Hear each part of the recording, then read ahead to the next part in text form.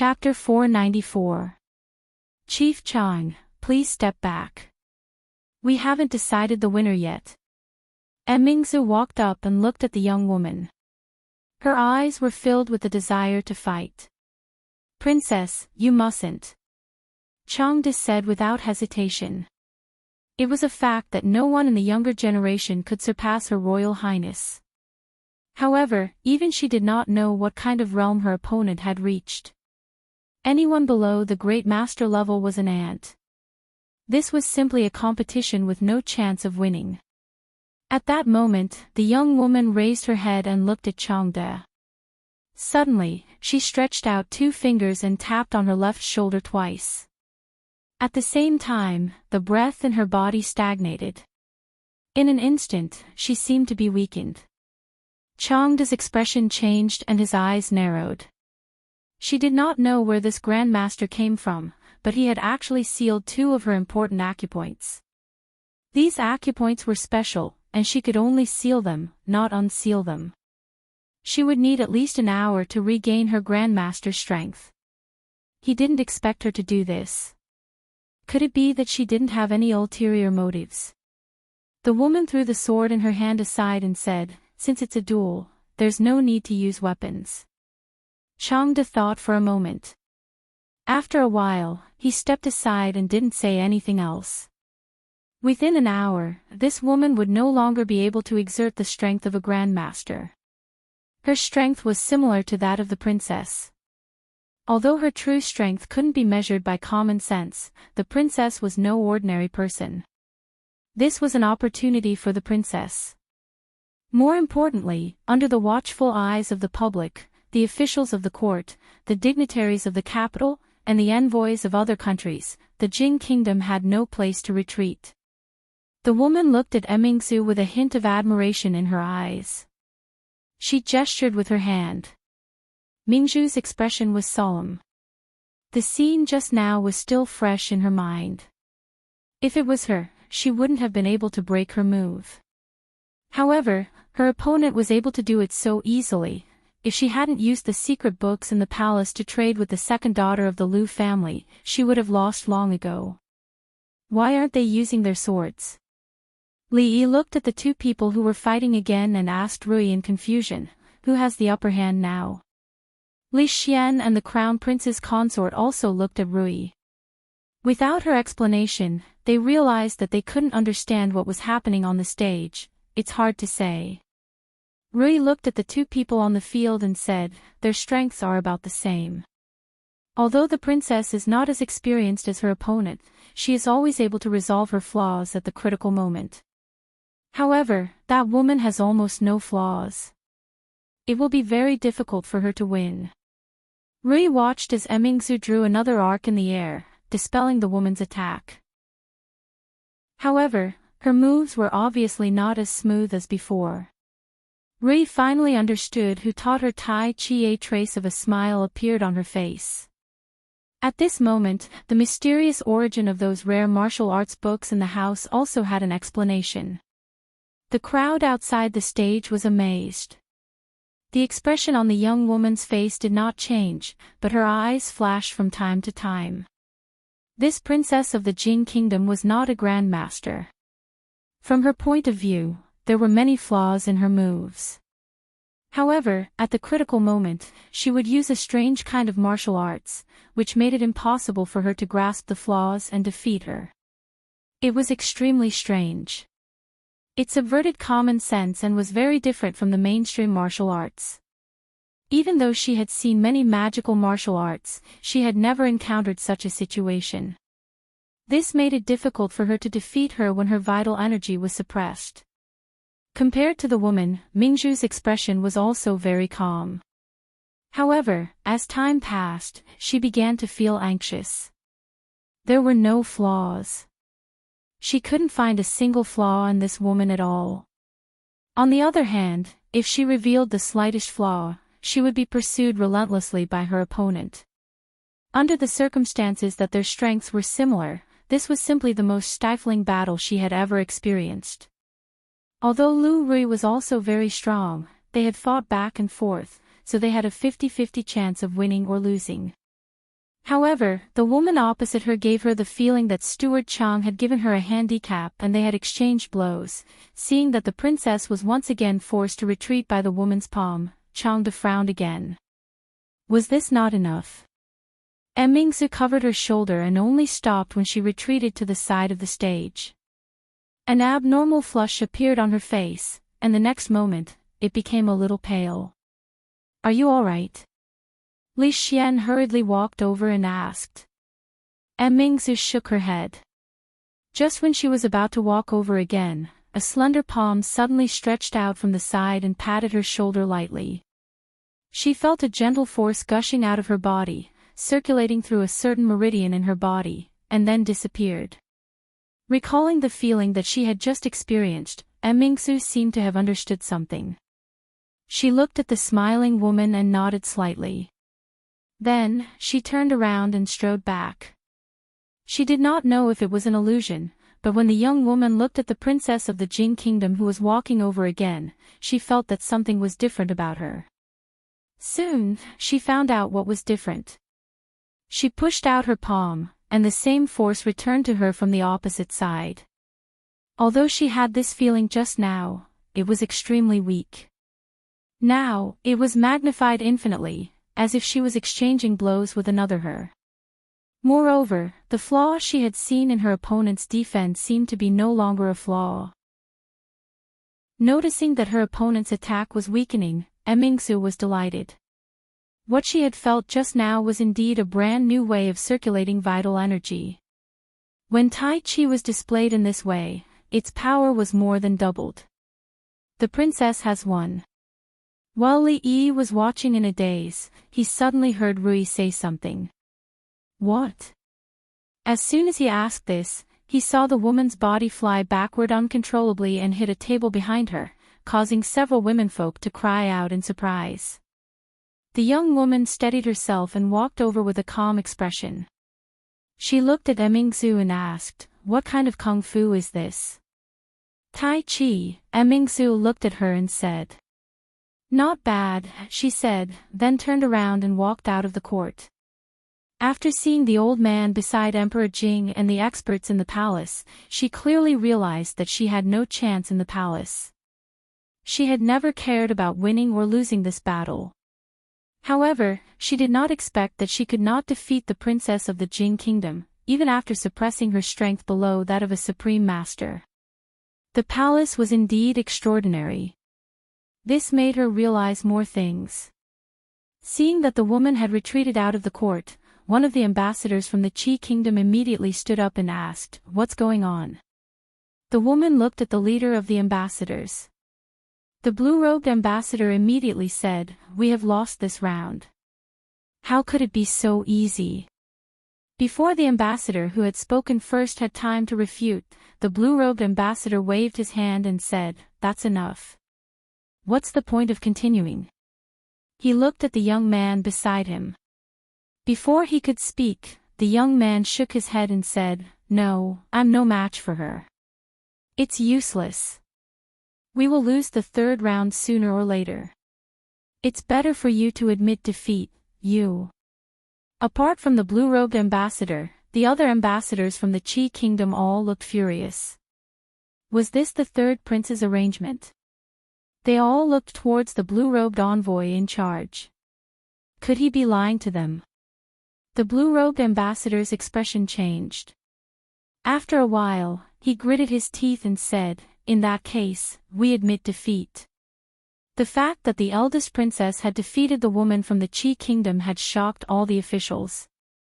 The eldest princess, who was a woman, was not at all inferior to a man. This had greatly increased the prestige of the imperial family. What was even more unexpected was that no one from the Qi kingdom had dared to challenge the eldest princess. In the end, the ambassador from the Qi kingdom had no choice but to admit defeat and leave the court in a hurry.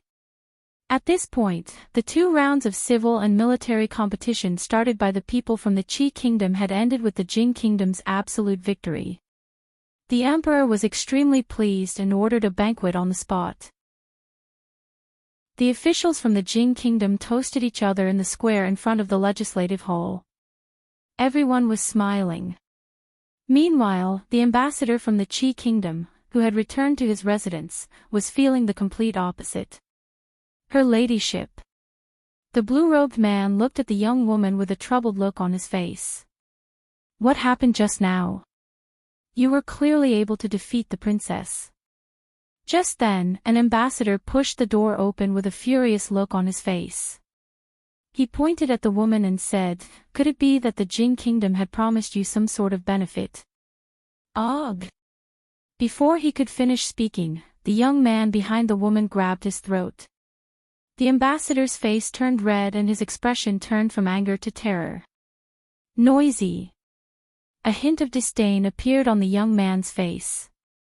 He exerted a little force and the head of the Qi kingdom ambassador tilted to the side. He no longer breathed any more. How dare you act so presumptuously in front of her ladyship? The young man scoffed icily and casually tossed the ambassador's body onto the ground.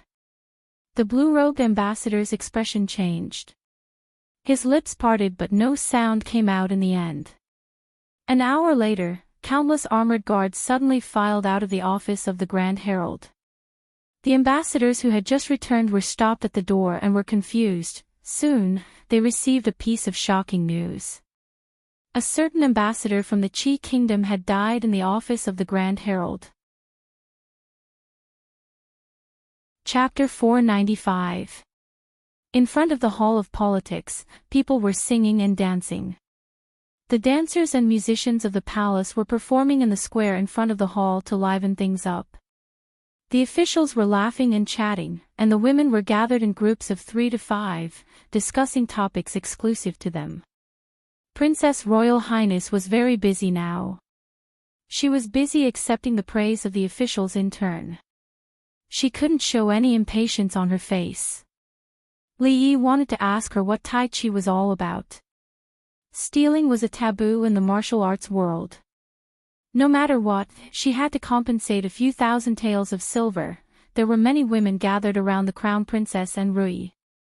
Even Li Yi and Li Xian were squeezed out of the tent. In all of Jingdou, the most popular women among the madams and daughters of the nobles were these two. As the monopoly of perfume, Princess Royal Highness worked hard and sat in the palace to collect money, but she didn't care about these things. These people naturally targeted Rui and Prince Consort. If they didn't do something in advance, they would have to wait a few more days to buy a new perfume when it came out. It was still easier to earn women's money. He didn't know how Xing Zumo's new bra was doing. If he had the chance, he would go over to appreciate it and give her some suggestions. He could also try lace hollowed out or something for the benefit of men. On the side of Rui workshop, perfume had been widely accepted by women in the capital. In the future, they would slowly introduce a full series of cosmetics. It wouldn't take long for him to become the man behind women all over the world, making countless men hate him. Originally, he wanted to chat with Lao Chang, who was a moving knowledge base, after the competition was over. However, he was just absent-minded for a while, and no one knew where he was. Several men in gray took his place and stood behind Jing Emperor. While feeling regret in his heart, he suddenly noticed that there seemed to be a gaze in front of him. Li Yi turned his head and saw a beautiful woman in a palace dress sitting below Emperor Jing, looking at him coldly. When the woman saw him looking over, a trace of resentment appeared in her eyes, and then she slowly withdrew her gaze. He patted the shoulder of Li Xian next to him and asked, "That, on the left of His Majesty, who is it?" "Who?" Li Xian looked over with some confusion. After being startled, his expression became slightly serious and he asked, "Why are you asking about concubine Cui?" Li Yi's eyes narrowed. "She is Imperial Concubine Cui." Concubine Cui was the biological mother of the king of Shu. She was the legitimate wife's daughter of the Cui family, which had a great influence in the Jing kingdom Shilin and even the imperial court. Since he had beaten up the king of Shu, she would naturally not be nice to him. It was not a good thing to be targeted by an imperial concubine. However, Li Yi was not in the imperial court. He stayed at home all day, basking in the sun and teaching his maidservants. Whether it was the Qin family, the Qin family, the king of Shu, or any other king, it did not make a difference to offend a few more or less of them. Old man Chang's reappearance had diverted Li Yi's attention. Li Yi had wanted to call him over, but when he saw old man Chang's gloomy face and quickly walking forward, Li Yi's outstretched hand stopped in midair.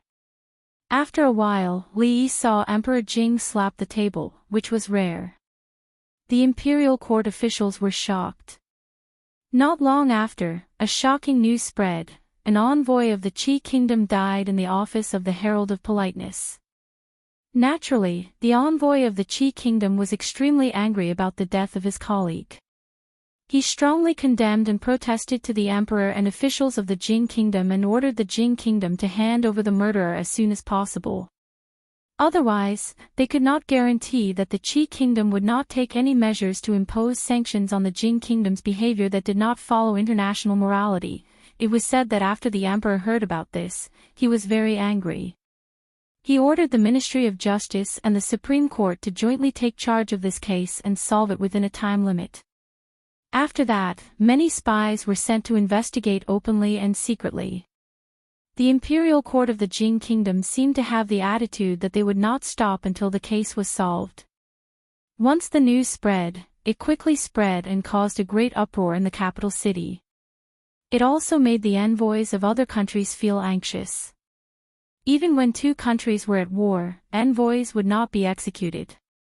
This was an unchanging rule since ancient times. Moreover, this was not a battlefield, but in the capital of the Jing kingdom, in the residence that the Jing kingdom had arranged for the envoy of the Qi kingdom. The envoy of another country died in the office of the Herald of Politeness. This was a terrible incident. If it was not handled properly, it would escalate into a diplomatic conflict. The Jing kingdom and the Qi kingdom had just finished a war. If another war was to break out, it would be great for them. Fight, fight, fight. The Qi kingdom and the Jing kingdom. One was the overlord of the surrounding countries and bullied the weak countries nearby when it had nothing to do. The other was a legend that had been bullied for many years and suddenly turned the situation around, attracting the envy of other countries. It did not matter how they fought. From the position of the envoys of the other countries, they were very happy to see this scene. However, it was one thing to look forward to it, and another to be curious. Why would the Jing kingdom kill the envoy of the Qi kingdom? There was no reason for it at all. Although the envoy of the Qi kingdom was indeed not a good person, stirring up trouble in the capital of the Jing kingdom these days and stirring up the whole capital city, causing headaches to the ministers and the emperor. But at least on the surface, the written and martial examinations were open and above board. Even if the emperor and ministers of the Jing kingdom wanted to kill them, they would not be so stupid as to choose the office of the Herald of Politeness, which was the most unsuitable place to do it. When the envoy returned to the country, it would be understandable if he secretly killed a few of them. But to do it so openly, it was a little too much. Of course, regarding the Jing kingdom's behavior, the people just watched. As for the truth, it was obvious even if they thought with their toes. With such an incident, the Chancellor of the Supreme Court and the Minister of Justice naturally could not continue to attend the banquet. The two of them personally went to the office of the Herald of Politeness to collect evidence. The deceased was an envoy of the Qi kingdom. His neck was twisted and he died in his room. The door was tightly shut and the window was wide open. The murderer must have escaped through the window after killing the envoy in the room. However, the security of the office of the Grand Herald was extremely tight. Sneaking in was as difficult as ascending to heaven, not to mention escaping after killing the envoy of Qi kingdom. Other than the corpse in the room, there was not a single clue. The Minister of Justice and the Chancellor of the Supreme Court frowned. This case was completely out of the blue, and His Majesty had given a death order. Suddenly, the sound of footsteps came from the door. Seeing a few people coming out, the two officials frowned. Before they could say anything, a skinny young man in front of them took off the token from his waist and handed it to the two officials. He said, "The Office of Secret Intelligence is working. Unauthorized people should leave. Please cooperate." Although the name of the Office of Secret Intelligence made countless officials tremble, the two officials were not afraid of it because of their high status, especially the Minister of Justice. The skinny young man in front of them had been recruited from the government of Jing County because of his discerning eyes. He was first promoted to the head of the Ministry of Justice and later recruited into the Office of Secret Intelligence by His Majesty. The Minister of Justice frowned and said, "The deceased's neck was twisted with great force. There are no other wounds on his body. Except for a few footprints on the window, there are no clues left by the murderer." The skinny young man looked at the messy footprints on the ground and shook his head. He murmured, "What a pity, what?" The Minister of Justice raised his eyebrows and asked, "Nothing." The young man shook his head and said to the people behind him, "Bring all the envoys of the Qi Kingdom to the yard and have someone stand guard outside. From now on, no one is allowed to enter or leave. The only clue is the footprints on the window. I've asked someone to check. These footprints don't belong to anyone in the temple." The Minister of Justice was about to walk to the window to point out the footprints when the skinny young man immediately said, "Please wait, my lord." Hearing this, the Minister of Justice stopped in his tracks. He watched as the skinny young man took off his shoes and carefully walked to the window. He looked at the window and the footprints outside, then opened the back door and walked out. He walked around the back porch, his gaze lingering on the garden under the porch. After a while, he walked into the house and pointed to another room adjacent to this one. He asked, "Who lives there?" An official from the office of the Chamberlain of Dependencies thought for a moment and said, "It's another envoy of the Qi Kingdom. He's also the person in charge of the Qi Kingdom's mission this time." Chapter 496. A murder had occurred in the office of the Chamberlain of Dependencies and it involved the death of an envoy from the Qi Kingdom. This was a serious matter and all unrelated personnel, including the envoys of the various countries, were barred from entering the building. Aside from the personnel handling the case, no one was allowed to enter or leave. They could only poke their heads out and peek into the building from afar. They saw the envoys of the Qi Kingdom standing in the courtyard. The men from the Supreme Court and the Ministry of Justice stood before them, seemingly questioning them about something. "When did you find the deceased? Who was the one who found him?" A supervisor from the Ministry of Justice asked as he held a record book in his hand. "It was me, an hour ago."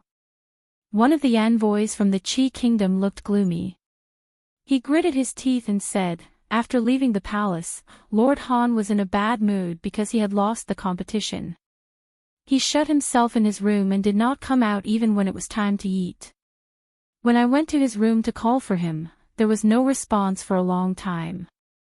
So I had the men from the office of the Chamberlain of Dependencies break open the door and found that Lord Han had been murdered." After he said this, he could no longer keep his calm. He said fiercely, "I don't care who killed Lord Han. 3 days. Within 3 days, the Jing Kingdom must hand over the murderer. Otherwise, we will immediately return to our country. The Qi Kingdom will wash away Lord Han's injustice with blood sooner or later." The Chancellor's expression changed slightly. An envoy from a country had been assassinated in the office of the Chamberlain of Dependencies. This was an extremely serious matter. If the envoy from the Jing Kingdom had died in the Qi Kingdom, not only His Majesty and the officials, but also the people of the Jing Kingdom would not let the matter rest. This time, they were really in trouble. Lord Gu and Lord Han were close friends. "I was a little agitated just now. Please forgive me." The envoy in blue from the Qi Kingdom looked sorrowful. After saying this, his tone changed as he looked at the Chancellor of the Supreme Court and said, "However, the Jing Kingdom must give us an explanation for this matter. Otherwise, this explanation will have to be demanded by us personally. Not even your third prince has the right to say such words." A sinister voice rang out from behind the crowd.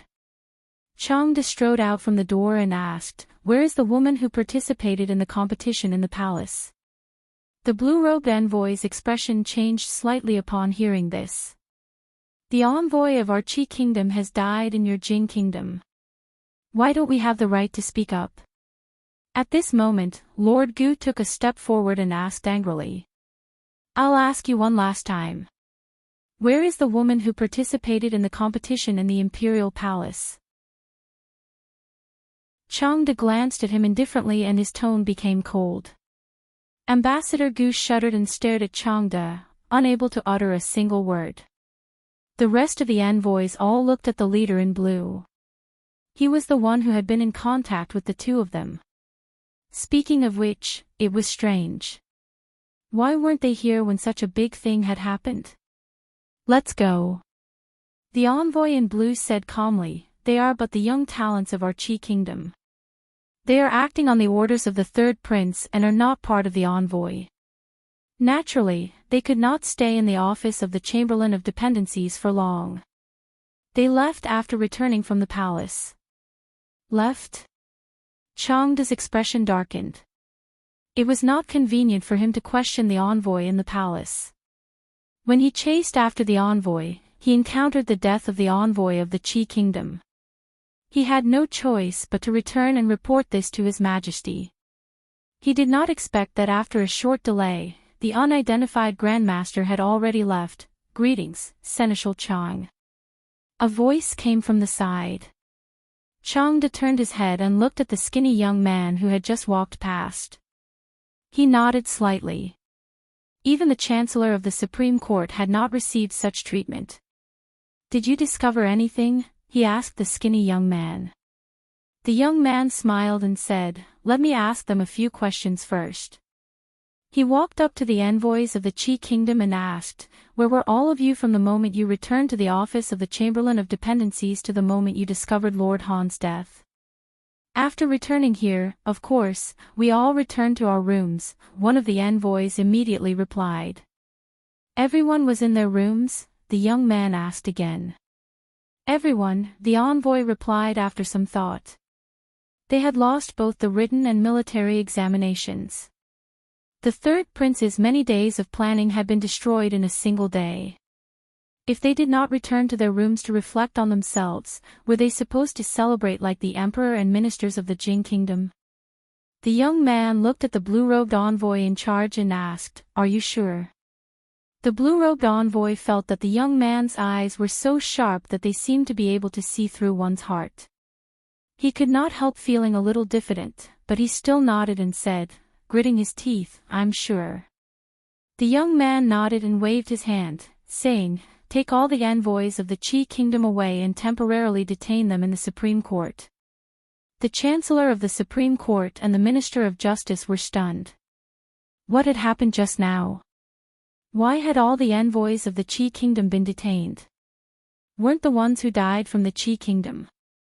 The officials of the Ministry of Justice and the Supreme Court were puzzled. When the envoy of the Qi kingdom came to his senses, he was left with nothing but anger. Why? What are you trying to do? Do you really want to completely fall out with the Qi kingdom? The envoys of the other countries are watching from outside. Do you really think you can shut everyone's mouths? I know. Lord Han's death must have been your doing. Is it finally our turn now? The skinny young man ignored the envoys of the Qi kingdom and said calmly, "Lord Han did not die in his room. His body was moved in later. The murderer did leave through the window, but the sequence was wrong. He did not come in from outside. After killing Lord Han, he closed the door and left through the window." The young man looked at the crowd and said slowly, "He killed Lord Han somewhere else, then moved Lord Han's body into the room through the window through the back corridor, and then came out from the room. After passing through the back corridor between the two rooms, he would pass through the garden. This is why there is soil under the window and why the footprints in the garden are deeper than the surroundings. If all of you are in your own rooms, then it is obvious that one of you is the murderer who killed Lord Han. I will explain the specific details to all of you when we arrive at the Supreme Court. He waved his hand and said, "Take them all away." When the young man finished speaking, the expression of the envoy in blue finally changed slightly. The young man glanced at him and strode outside. Watching the men of the intelligence office take away all the envoys of the Qi kingdom, the Chancellor of the Supreme Court looked at the Minister of Justice speechlessly. "Don't look at me, I don't know anything." The Minister of Justice shook his head and said, "It's no wonder His Majesty would promote him so much. I've been handling cases all my life and I've never seen such a genius. This person was born to solve cases." When the envoys waiting outside the office of the Grand Herald saw the investigators from the Jing Kingdom coming out so quickly, they hurriedly made way for them. When they saw all the envoys of the Qi Kingdom being taken away, the expressions on their faces became somewhat indescribable. Was it not enough to kill one? Were they planning to kill all the envoys of the Qi Kingdom in one fell swoop? How were they going to shut everyone's mouths after today? How were they going to face the accusations of other countries? Killing envoys, was the Jing Kingdom not afraid of becoming the target of public criticism? Even the most powerful Qi Kingdom would not dare to do such a thing, would it? Even if they were to kill all the envoys of the Qi Kingdom, there was still them. The Jing Kingdom's actions this time had really left everyone dumbfounded. They had risked universal condemnation. They had to report this matter to their own countries and expose the evil deeds of the Jing Kingdom to the world. If they wanted to deceive the world, they would have to kill everyone who knew about this. But was that even possible? As the envoys were thinking about this, they suddenly felt that something was not quite right. Chapter 497. An envoy of the Qi Kingdom had died. Could it be the work of a patriotic warrior? When Li Yi and Rui walked out of the palace, they were still thinking about this matter. In order to occupy a place on the chivalry ranking list and the chivalry ranking list, those honest people in the martial arts world would do anything. They would do whatever could best embody their chivalry. Helping the elderly to walk and rescuing stray dogs were all child's play. If they wanted to do something, they would do something big. Therefore, the grandson of Prime Minister Qin, the first foppish playboy in the capital city, young Duke Qin, was still lying in bed. Killing an envoy of the state of Qi could be considered as getting rid of a scourge for the country. The wanted posters would definitely be posted all over the world. In terms of fame, it was much more worthwhile than beating up the young Duke Qin. When they walked to the palace gate, they met Changde. Besides him, there was another person who surprised Li Yi. "Lu Yizhong pays his respects to you, Your Excellency." Looking at the young man who bowed to him, Li Yi asked in surprise, "Why are you here?" Li Yi actually admired this former subordinate very much. Back when he was in Qing and Prefecture, he had taught him many things about interrogation and investigation, such as record of redress of injustice, judge of the Great Song Dynasty, young Justice Bao, and the strange case of Shi Gong. He had taught him many classic cases. It was a pity that the person this guy admired the most was Detective Conan. Fortunately, people like Song Xiai, Bao Jing, and Di Renjie did not exist in this world. Otherwise, they might join hands to strangle this guy who worshipped foreign things. Of course, the purpose of all this was so that he could be lazy, to cultivate talents for the country. A few days ago, he learned that he had been transferred to the Ministry of Justice and solved several major cases. He was doing very well there. It had only been a few days. How did he get involved with Chang again? "Your Excellency, His Majesty summoned me," Lu Yizhong said quickly. "I am not Your Excellency now." Li Yi smiled and patted his shoulder, saying, "Do a good job. His Majesty will not mistreat you." Although Li Yi behaved casually, Lu Yizhong did not relax. He said seriously, "Your Excellency's teachings, I will always remember them." All right, go quickly. Don't let His Majesty wait too long." Li Yi waved his hand and gestured to Changde. Then, he walked out of the palace gate with Rui. In the blink of an eye, it was the double seventh festival of the year. The guards and the residents had been building a high platform in the courtyard since yesterday. Today, he promised Xiao Huan that he would draw a poem on her sky lamp, so he had to go back early. The appointment with the old emperor was set after Chinese Valentine's Day.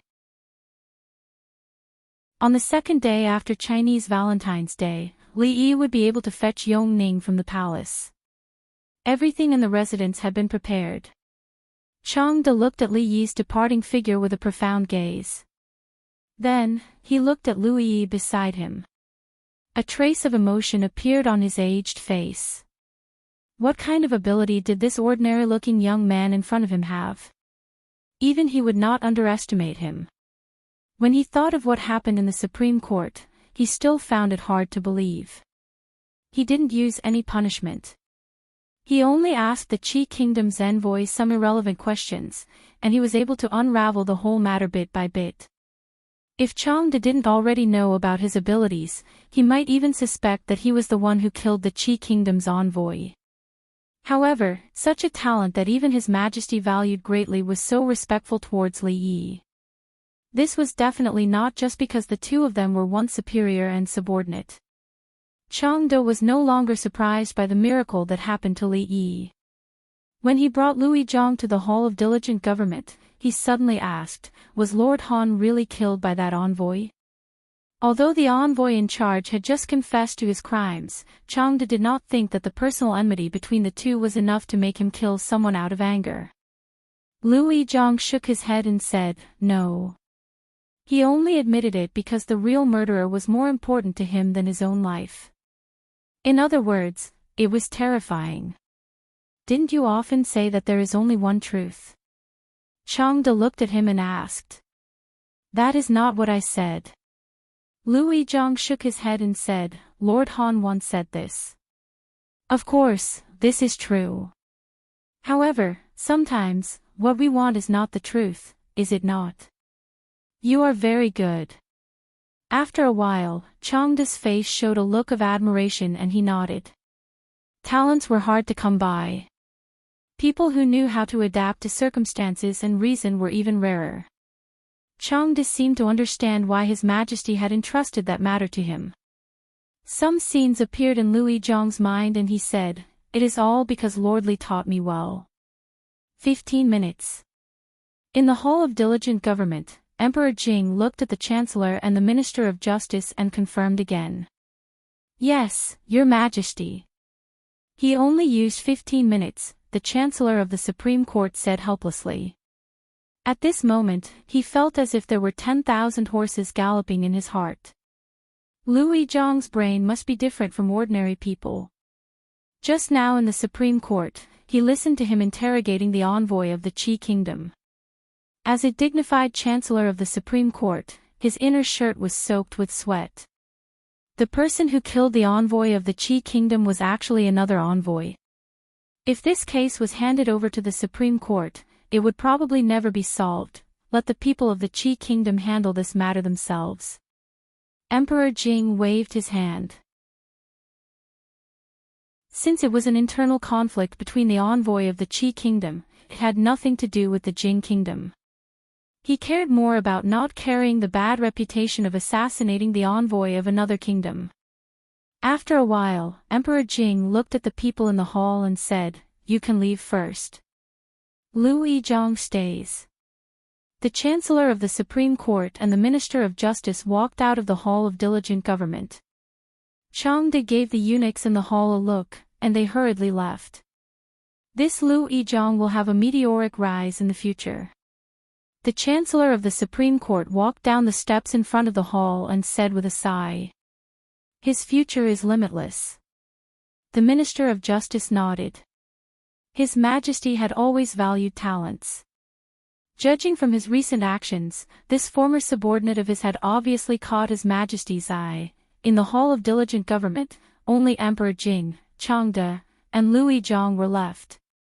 Even though there had been many occasions like this, Louis Zhang could not help but feel nervous in front of the only supreme existence in the country. That matter. How is the investigation going? Emperor Jing walked down from above and asked in a low voice. Louis Zhang lowered his head and stood with his hands by his side. He said, "Your Majesty, I have read all the old files of the Ministry of Justice and the Supreme Court. At present, there are only some minor clues. It is already very good to have some clues." Emperor Jing sighed and said, "After all, it has been 20 years. He glanced at Louis Zhang and saw that he seemed to have something to say. He asked, "Did you find anything else?" Louis Zhang thought for a moment and said, "Your Majesty, I found that after I began to investigate this matter, some of the evidence I needed was deliberately erased." Louis Zhang raised his head and said, "In other words, they have already noticed." Emperor Jing's eyes were cold and he said coldly, "After so many years, are they still so vigilant? Can you find out who did it?" Changde asked. Louis Zhang shook his head and said, "They did it very carefully and seemed to deliberately lead me. I was almost deceived and almost went astray." Changde frowned and said, "It has been more than 20 years. This case is already difficult. If that is the case, then it is impossible." "Actually, not so," Louis Zhang suddenly said. Emperor Jing and Changde looked at him at the same time. Speaking of this, a mysterious smile appeared on Louis Zhang's face. He said, "His Excellency once said that the more you do, the more mistakes you make. In fact, the case has already entered a bottleneck, and now there is a new discovery. The more you do, the more mistakes you make." Emperor Jing's eyes flashed slightly. After nodding his head, he suddenly asked, "Which Excellency said this?" Seeing a trace of fanaticism on Louis Zhang's face, which was the same as when he was at the palace gate, Changde's mouth twitched. He said, "Your Majesty, he should be talking about Master Li Yi." Chapter 498. On the 7th day of the 7th month, after the third prince of the Qi kingdom left the capital city, the rest of the envoys of the Qi kingdom who stayed in the Jing kingdom soon set foot on their way back. The invisible confrontation between the two countries still ended in the crushing defeat of the Qi kingdom.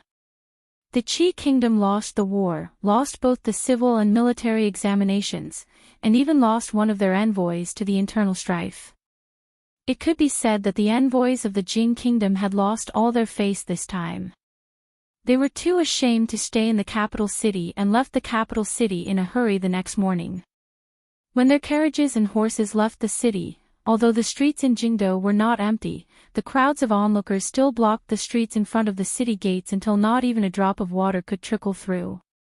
For most people in the Jing kingdom, since they were born, the Jing kingdom seemed to have been suppressed by the Qi kingdom in all aspects. As time went by, they had become accustomed to it. However, all this changed in the second year of Jing He. From the beginning of the year until now, there had been many incidents related to the Qi kingdom. When they thought about it carefully, the people of the Jing kingdom were surprised to find that the Qi kingdom did not seem to be so terrible. Whether it was on the battlefield or in other places, the people of the Qi kingdom would lose and be defeated. It was not as difficult to defeat as they had imagined. Under the dazzling light of the current emperor, the Jing kingdom seemed to have become unprecedentedly powerful. There was County Earl Li in the literary field, Crown Prince Li Xian in the military field, and Her Highness the eldest princess. Though the three of them were still very young, they had shone brilliantly in this event and entered the eyes of the people of the capital city.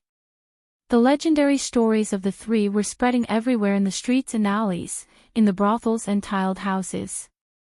County Earl Li was overflowing with talent. His Highness the eldest princess commanded the army like a god, and Her Highness the eldest princess was matchless in martial arts. Of course, this did not rule out the intentional guidance of the imperial court. Winning or losing was naturally important. But more importantly, they wanted to let the people of the capital city and even the whole Jing kingdom know that they had won. They had won beautifully. They wanted to let them know that His Majesty was wise and great. Under the leadership of the wise and mighty emperor and the outstanding courtiers, the country was becoming better and better. The national strength was flourishing, talents were emerging, and the country had reached a new level. The talented Li Xianbo didn't know that he was already very popular in the capital. He was standing in the courtyard, watching over 10 eunuchs carrying boxes of things from outside. The little princess wanted to come out of the palace to treat her illness. This was a huge matter. Everything she ate and used had to be regulated. How could she just do as she pleased? Although the little princess would only arrive tomorrow, early this morning, the people in the palace were already busy at the entrance of the count's mansion. All kinds of things were moved in and out, going to and fro the small courtyard he had vacated for Yongning. It was annoying to see. County Uncle Li, this is a gift from Princess Royal. When the two eunuchs brought in another large box, they did not move it to the small courtyard. Instead, they walked in front of Li Yi and said, "Why would Li Mingzhu give a gift for no reason?" Li Yi opened the box and was shocked by the treasures inside. She was unaccountably solicitous, and he was not used to it for a while. Her Royal Highness had suddenly become so generous. Did Her Royal Highness say anything else? Li Yi looked at the two and asked. No. The two shook their heads. Then move it in first. Li Yi waved his hand. There was no reason not to accept a gift that was delivered to his door. He would ask her what kind of gift it was next time they met. Right, there was also the matter of Tai Chi. He didn't have time to ask her yesterday. There would be no problem with Uncle Li at home. Qi Shi was a festival for women. Mississippi Lu was rarely not busy today. She went to the temple with Rui and Xiao Huan, and there were a series of activities when she came back. It had nothing to do with him. He planned to see how Xing Zumo's bra was doing. Walking out of the gate, he saw a figure wandering under a few willow trees opposite the gate. He walked over and asked, "Why are you here?" Hearing Li Yi's voice, Lu Yi hurriedly stopped and opened his mouth, but he didn't say anything. The expression on his face was a little awkward. "What's wrong?" "Another difficult case." Li Yi looked at him and asked. Lu Yi was no stranger to this state. When he was in Qing and Prefecture, he had this expression every time he encountered a difficult case and came to him. Seeing the embarrassed expression on his face again, Li Yi waved his hand and said, "Don't rush. Investigate the most suspicious people one by one. You can't rush things like investigating a case. If you really can't figure it out, go out for a walk, listen to a play, and relax. Maybe there will be unexpected gains." Speaking of investigating a case, in addition to ability, this kind of thing also depended on luck and inspiration. Those basic things had been taught to him. Now, Li Yi couldn't help him too much with these things. Louis Chang was taken aback for a moment before he asked, "Didn't my lord say that the murderer often hides very deeply? We need to dig deeper clues and not be fooled by appearances. The most suspicious person is often not the murderer, did I say that?" Li Yi looked at him and asked. "Yes." Lu Yi nodded seriously. "Really?" "Really, nonsense." Li Yi glanced at him and said, "In the future, don't go to the brothel to listen to stories and plays. Those are deliberately made up to attract customers. How can there be such melodrama in reality? Investigate the case honestly and trust your intuition. Whoever you think is the most suspicious, then it's most likely the case." Li Yi was stunned and said, "But didn't Master just say that investigating a case can't be rushed? If you really can't figure it out, you can go out for a walk, listen to a play, did I say that?" Li Yi narrowed his eyes and looked at him. "Just now." Lu Yi opened his mouth and looked up at Li Yi. After a moment, he smiled bitterly and said, "No, that's right." Li Yi nodded in satisfaction and patted his shoulder. He said, "The truth can't be hidden. You have to believe in yourself. I still have things to do, so I won't keep you any longer. I'm leaving. Lu Yi smiled bitterly as he watched Li Yi get on the carriage. When he turned his head again, there was a thoughtful expression on his face. Not long after, this trace of thinking turned into understanding. Thank you, Master, for your guidance. He bowed towards the direction of the residence and turned to get on another carriage. A gray-clothed man lightly waved his whip and the carriage quickly disappeared. When Li Yi walked into the small courtyard, Xiao Chui and Xiao Zhu were climbing up and down a temporary colored building. They tied colorful ribbons to the wood and chattered about something. Where's your young miss? Li Yi stood under the colored building and asked. Older sister Ruoqing has gone out. My young miss is painting in her room. Xiao Chui looked down and said, We haven't finished our work yet. Li, you go find her yourself. Halfway through her sentence, she seemed to have thought of something and immediately closed her mouth. She hurriedly ran down the building and said, Wait, I'll go tell the young miss. There were no accidents this time. When Li Yi walked into the room, Xing Zumo was fully dressed and painting on the sky prayer lantern. Seeing Li Yi walk in, she didn't even look up and said, What is it? Speak. About the bra, have you thought about it? Li Yi didn't mind her attitude and walked over. Paw. Perverted. Xing Zumo blushed and glanced at Xiao Chui. Seeing that she was still confused, she said, Wait a moment, I'll finish painting these sky prayer lanterns first. There's still a long time before nightfall, what's the rush? Li Yi planned to go to the brothel later and said, There's still time to paint later.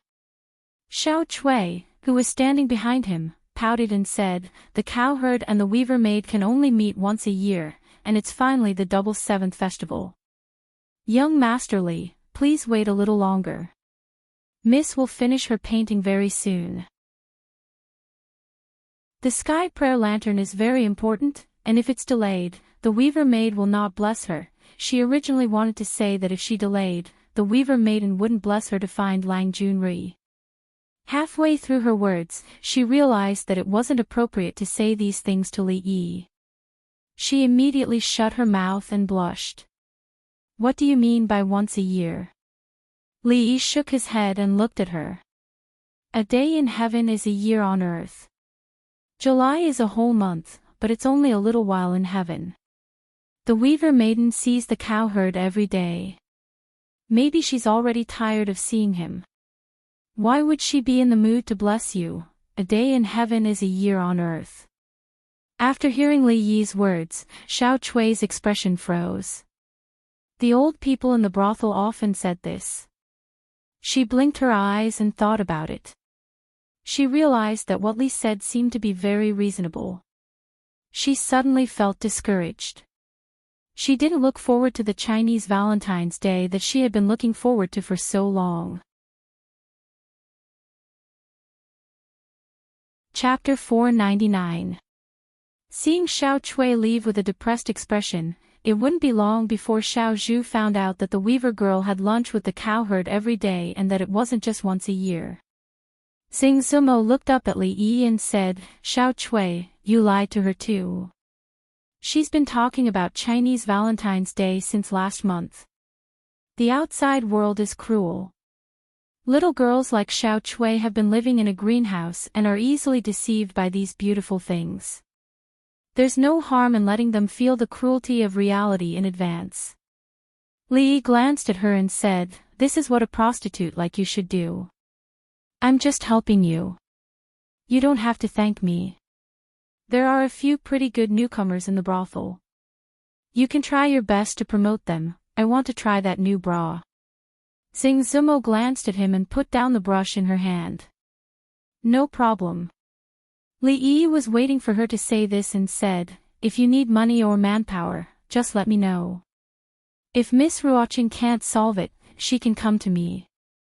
Rui Workshop, Perfume Workshop, Ice-Making Workshop, and a series of shops under the brothel's name actually had a very large daily income.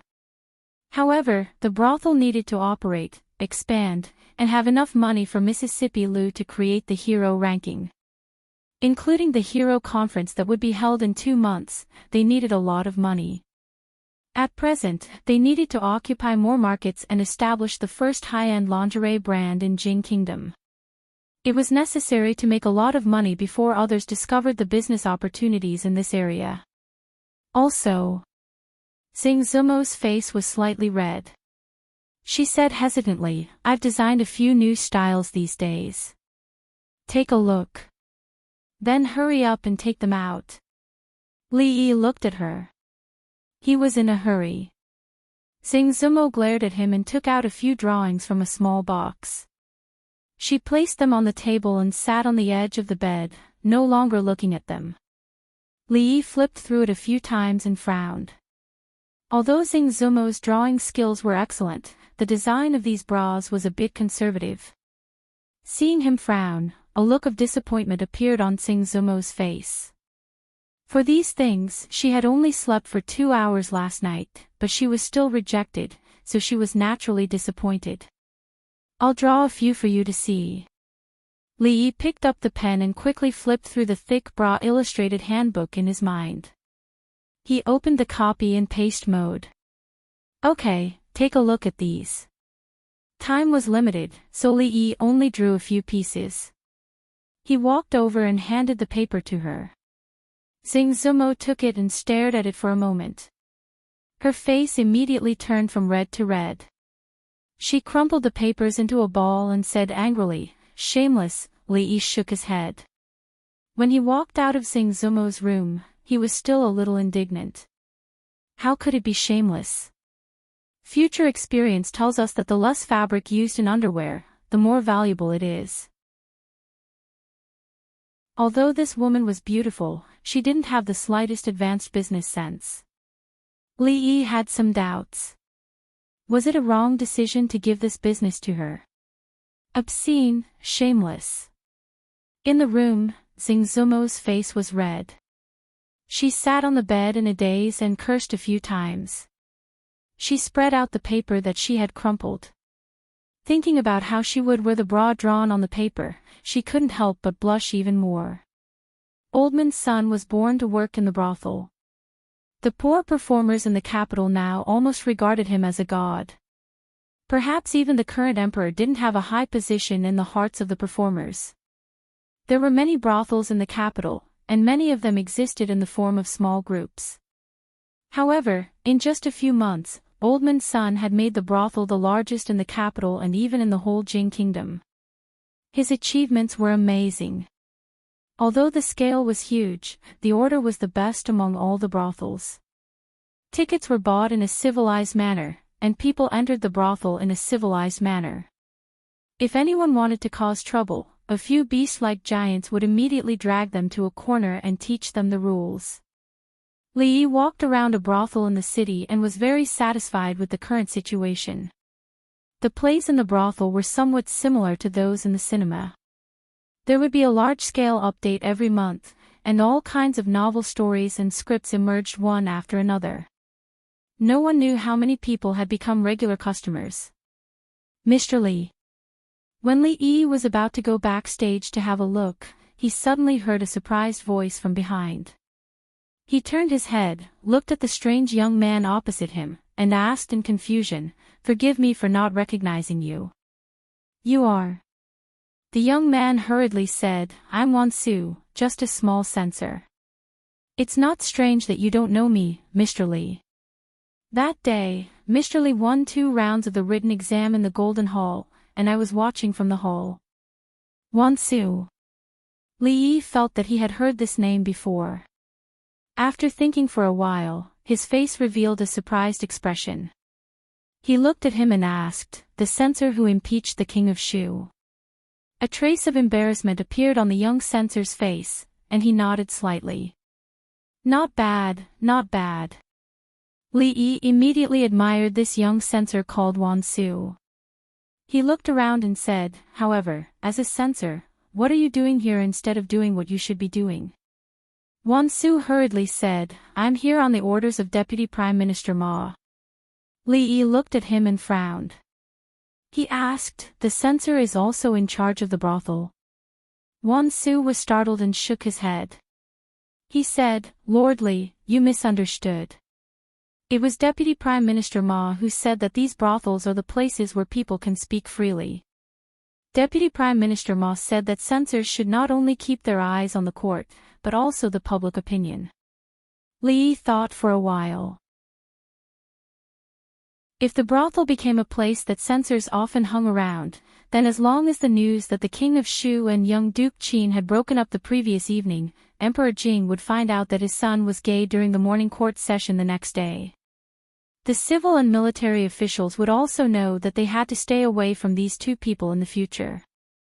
Wouldn't that be great? Lord Ma is very far-sighted.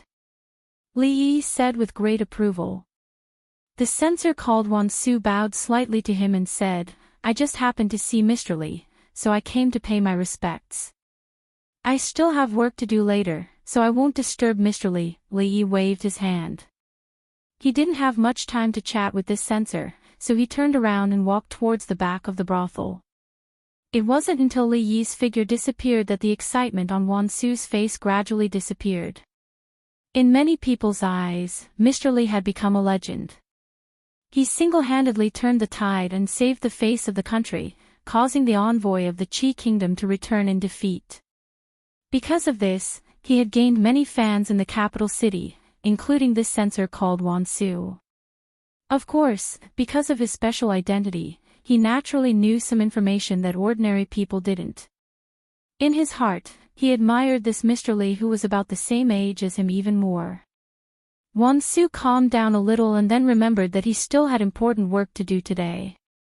It was the 7th chapter of Liang Shanbo and Zhuing Tai. He had to hurry and listen to the story. A brothel was not a place that a woman like his wife should come to.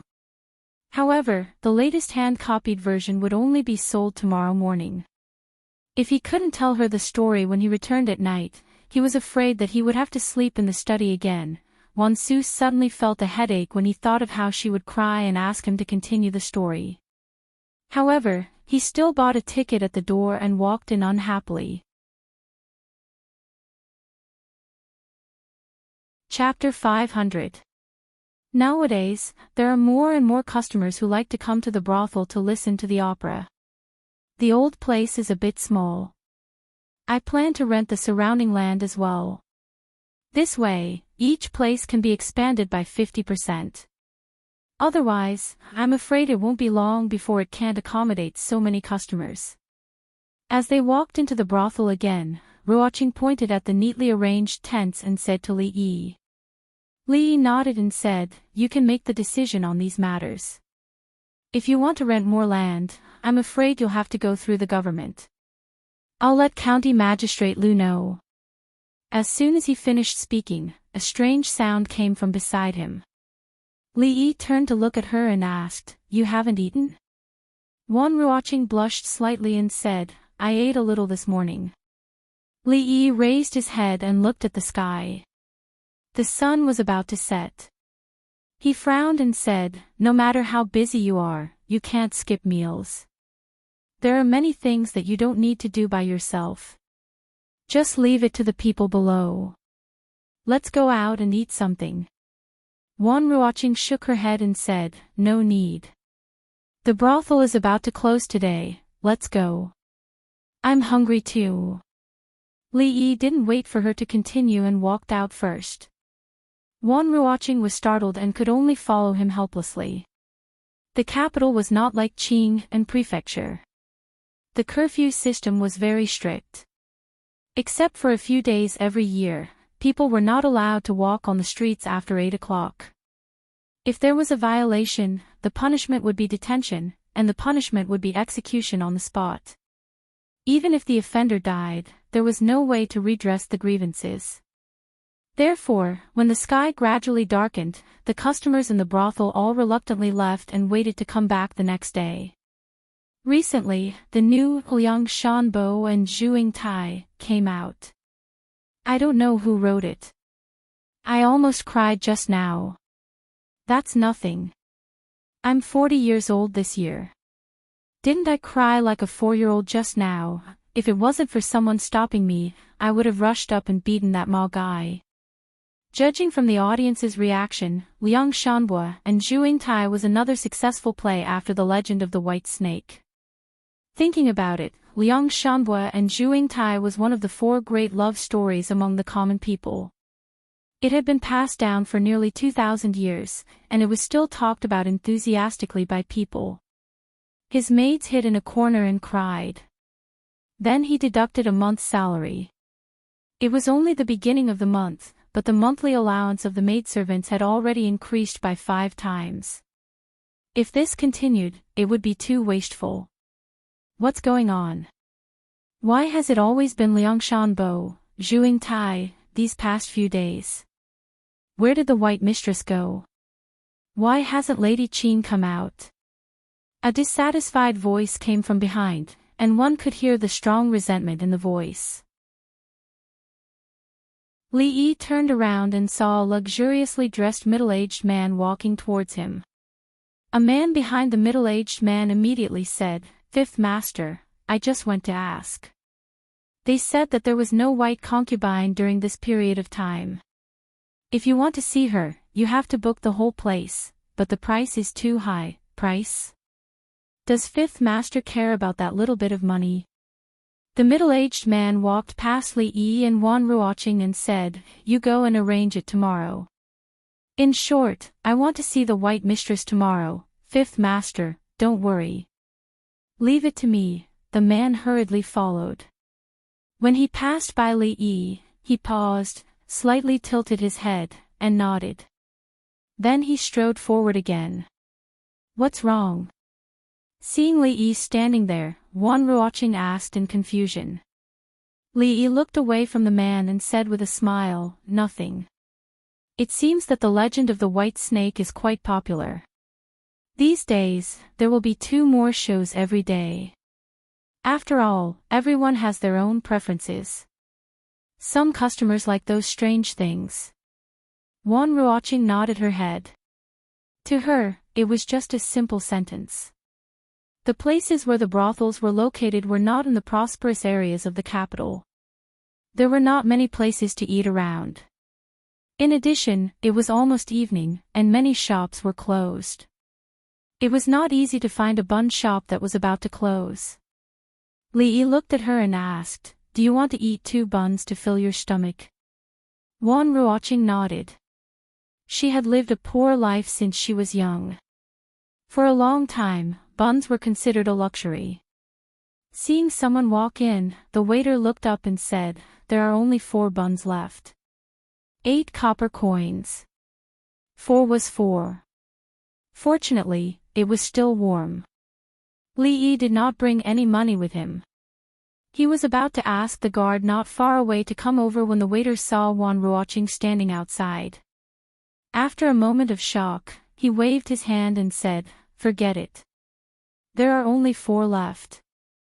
You can take them all. It's free." Li Yi was stunned.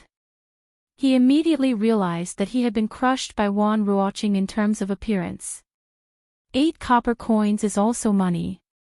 You don't need anything. Does your boss know that you are so generous? Li Yi asked the guard to take out his money bag. He carefully counted a few coins and slammed them on the table beside him. He glared at the waiter and said coldly, "Do you think I need 8 copper coins?" The waiter stood there in a daze. He looked at the copper coins on the table and then at the strange customer who had disappeared. He muttered, 2 copper coins are missing, the buns were not big. Li Yi quickly finished one. Wan Ruoqing only took 2 small bites of the bun in her hand. Recalling the scene that had just happened in the bun shop, the corners of her mouth curled into a slight smile. After finishing the second bun, Li Yi turned his head and asked, "You should know about the martial arts circle conference, right?" Wan Ruoqing nodded and said, "I've already asked them to spread the news. The other prefectures have also sent fast horses to spread the news. The people going to Qing and prefecture are going by water. They will arrive tomorrow. They will only need a month to spread the news. Mississippi Lou sighed and the brothel complimented each other. The chivalry ranking needed the help of the brothel to spread the news. They would also send people to help maintain the security of the brothel. The people in the martial arts circle were more active than them in the matter of the martial arts circle conference. The purpose of the brothel was to spread the news among the common people. The sky grew darker. Li Yi looked at her and said, "It's getting late. Leave the brothel to them. I'll take you home." Wan Ruoqing nodded and handed the last bun in her hand to him. She said, "There's still one bun left. I can't eat it. Do you want to eat it?" Seeing Li Yi shake his head, Wan Ruoqing looked around. She suddenly took a few quick steps to the side and placed the bun in a beggar's bowl in the corner. "Let's go." She walked over and said to Li Yi with a smile. At a certain moment, a figure in ragged clothes curled up in the corner of the wall suddenly trembled. He took a few deep breaths and saw the bun in the bowl in front of him. His breathing immediately became hurried. He immediately picked up the bun and took a big bite. To him, who hadn't eaten anything for 3 days, a bun that could save his life had an extraordinary meaning. He raised his head and only saw the side of the woman's face reflected in the sunset. His hand paused and the bun fell to the ground. Heavenly Empress. Li Yi and Wan Ruoqing's figures gradually faded away. A guard following behind them saw the beggar suddenly kneel on the ground and crazily kowtow in a certain direction. He muttered, "It's just a bun, is there a need to do this?" He shook his head and walked forward several steps. Then, he looked back and sighed. He slowly walked over and took out a piece of silver from his waist and placed it in the broken bowl in front of the beggar. After an unknown period of time, the beggar's forehead was dripping with blood. He finally stopped and picked up the dirty bun. He looked in the direction that the Heavenly Empress had left in, his face full of sincerity. After a long time, he looked away from the distance and inadvertently glanced at the broken bowl in front of him. The bun in his hand fell to the ground once more. "Thank you, Heavenly Empress. Thank you, Heavenly Empress. Thank you, Heavenly Empress." Around them, people walked out of their houses. They looked at the beggar in the corner and sighed as they shook their heads. "This beggar, I'm afraid he's gone crazy. I think he's already been lying there for 3 days. He's quite pitiful. Give him something to eat. If he really died here, it would be troublesome." Chapter 501. The servants of the Li residence were especially diligent today. They were woken up before dawn by the head housekeeper. Even the pillars outside were cleaned until they were spotlessly clean. There was going to be a guest coming to the residence, and it was a very important guest. A few days ago, they all found out about this matter. In order to welcome this guest, Lord Ju not only made them specially clean up a courtyard, but also had extremely harsh requirements for them. Although they had been scolded a lot, their salaries had more than doubled. The harsher the scolding, the fiercer the increase. Now, in the residence, which servant girl had the most allowance, they just had to see who had been scolded the most by Lord Ju. It was Chinese Valentine's Day yesterday, and Lord Ju entered the palace early in the morning. The maids of the Li residence were naturally curious about who was coming to the residence. Li Yi had been in a good mood these days, especially when he was hugging little Yongning. He felt a sense of intimacy that came from his soul. It was something that no one in this world could give him. Today was the day he had arranged to meet the old emperor. He could have waited at home for Yongning to be sent over, but when he saw old man Chang's old face at the door, he knew that he would have to enter the palace again. The morning court session at the Hall of Political Affairs had not ended yet, so Changde took him directly to the Hall of Diligent Government. As soon as he stepped into the hall, he discovered that he wasn't the only one inside. Li Xian was there as well. There were also a few people who looked somewhat familiar. Upon closer inspection, he discovered that they were the Chancellor of the Directorate of Studies and several mathematics professors. County Uncle Li Xian did not greet him first, but the people from the directorate seemed to be very familiar with him, and they all smiled and cupped their hands in greeting. "Good morning, everyone." Li Yi casually cupped his hands in greeting and walked towards Li Xian. The chancellor of the directorate hurriedly chased after him and said, "I wonder when Lord Li will start his mathematics class again." The mathematics professors of the directorate can attend and learn the new method of mathematics. The professors nodded. His Majesty had decreed that all students of the Imperial College had to learn the new mathematics. However, the problem was that the professors who were in charge of teaching them did not know much about it. These days, the mathematics professors of the Directorate of Imperial College had been anxious to the point of insanity. They were afraid that the Imperial Court would have something for them to calculate again. Once or twice could be forgiven, but if they made a few more mistakes and caused a loss of tens of thousands of taels of silver to the national treasury, it would be hard to say whether they could still keep their heads on their necks. "I won't be free for the next few months. Let's talk about it after the new year." The chancellor of the directorate's face twitched, and several professors of mathematics looked horrified. After the new year, anything could happen in 5 months. They didn't know if they could see Uncle Li at that time. They couldn't wait another day. "What's the matter this time?" Li Yi ignored the people from the directorate and walked over to ask. Li Xian shook his head and said, "I don't know. I was also summoned to the palace early in the morning." Li Yi frowned. His intuition told him that trouble was coming. After waiting for a quarter of an hour in the hall of diligent government, the old emperor finally arrived. These days, his condition seemed to have stabilized, and his complexion looked good. In all fairness, Li Yi hoped that the old emperor could live a few more years, so that he could also live a few more years in peace. "Today, I asked you to come here because I have an important matter. I have thought about it for a long time, and I still intend to entrust it to you." After sitting down, Emperor Jing said directly.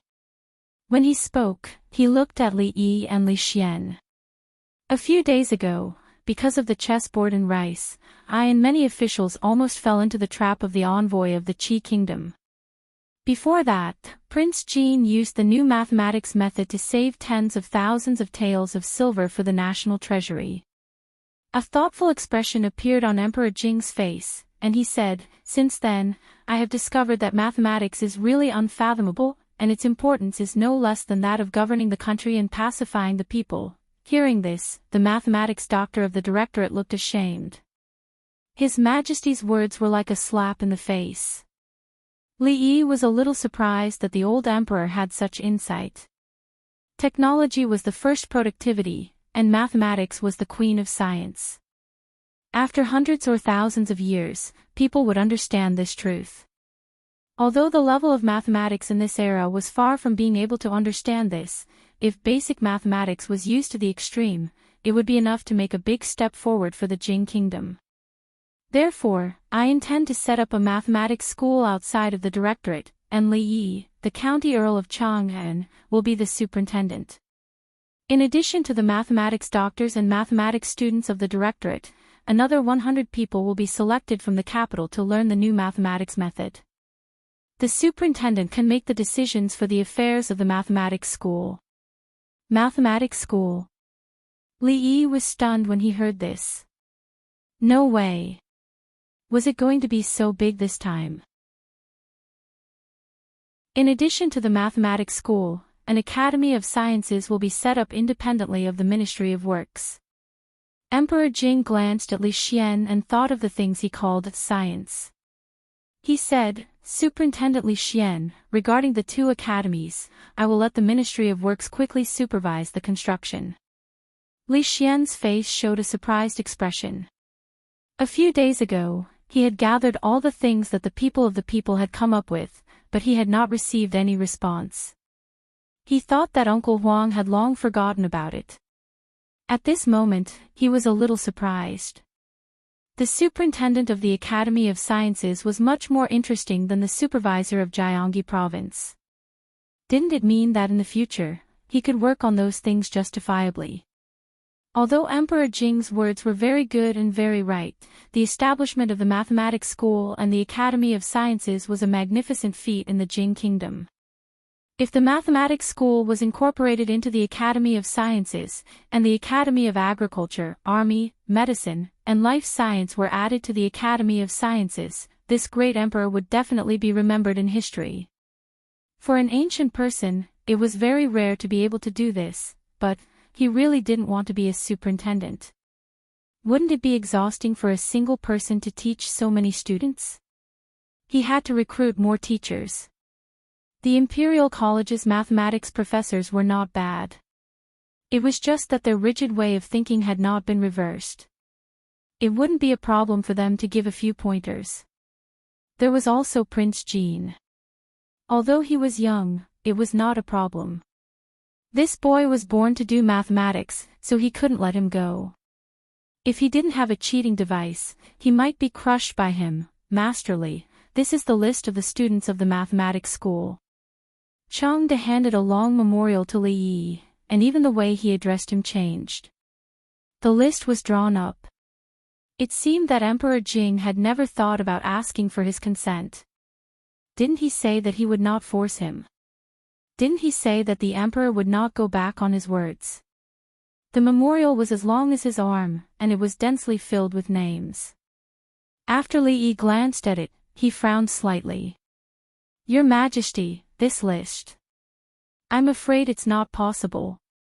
Why not? Emperor Jing looked at him doubtfully. Most of these people were selected from the families of the powerful and officials.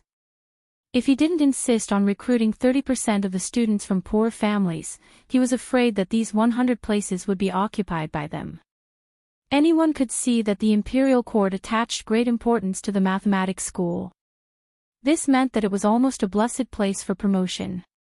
Whether it was a noble or a courtier, who didn't want to place their own people there? I forgot to bring a small notebook.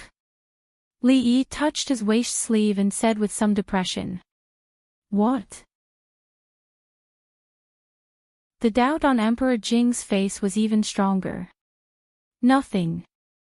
Li Yi raised his head and said with a serious face, Your Majesty, you may not know that mathematics is the same as writing poetry and playing chess. It is also about talent. Talented people can master extremely profound knowledge in a short period of time, just like Prince Jean. However, there are also some people who don't have talent in mathematics. No matter how hard they work, they won't achieve much in their lifetime.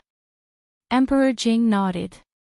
Although he didn't know much about the new mathematics, what Li Yi said just now was true everywhere. Every path was about talent. Old General Shui couldn't write beautiful essays, and Prime Minister Qin couldn't lead troops to war.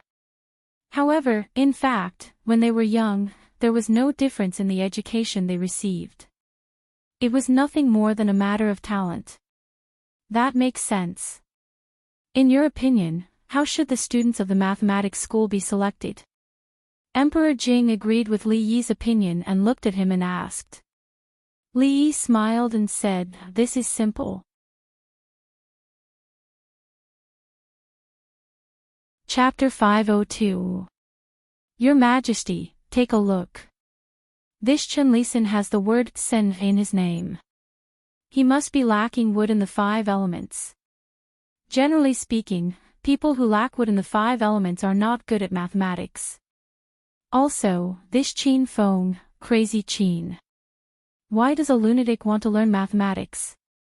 This name is inauspicious. He is not suitable to enter my mathematics college. Also, this Chui Shixin likes the new and hates the old. My mathematics college will naturally not accept such a person with bad conduct. And this Li Jianren, what kind of mess is this? What kind of place do you think our mathematical college is? Unexpectedly, he forgot to bring his notebook.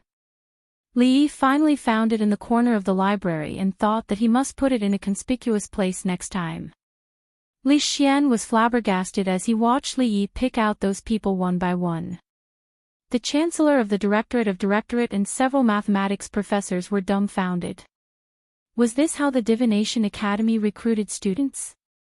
Those who lacked wood in the 5 elements would not be accepted. Those with inauspicious names, how was his name inauspicious? Qin Feng was crazy Qin. Cui Shixin liked the new and hated the old. Was Li Jianren equal to Bitch Li? His Majesty was here. Could this county Uncle Li dare to be more careless?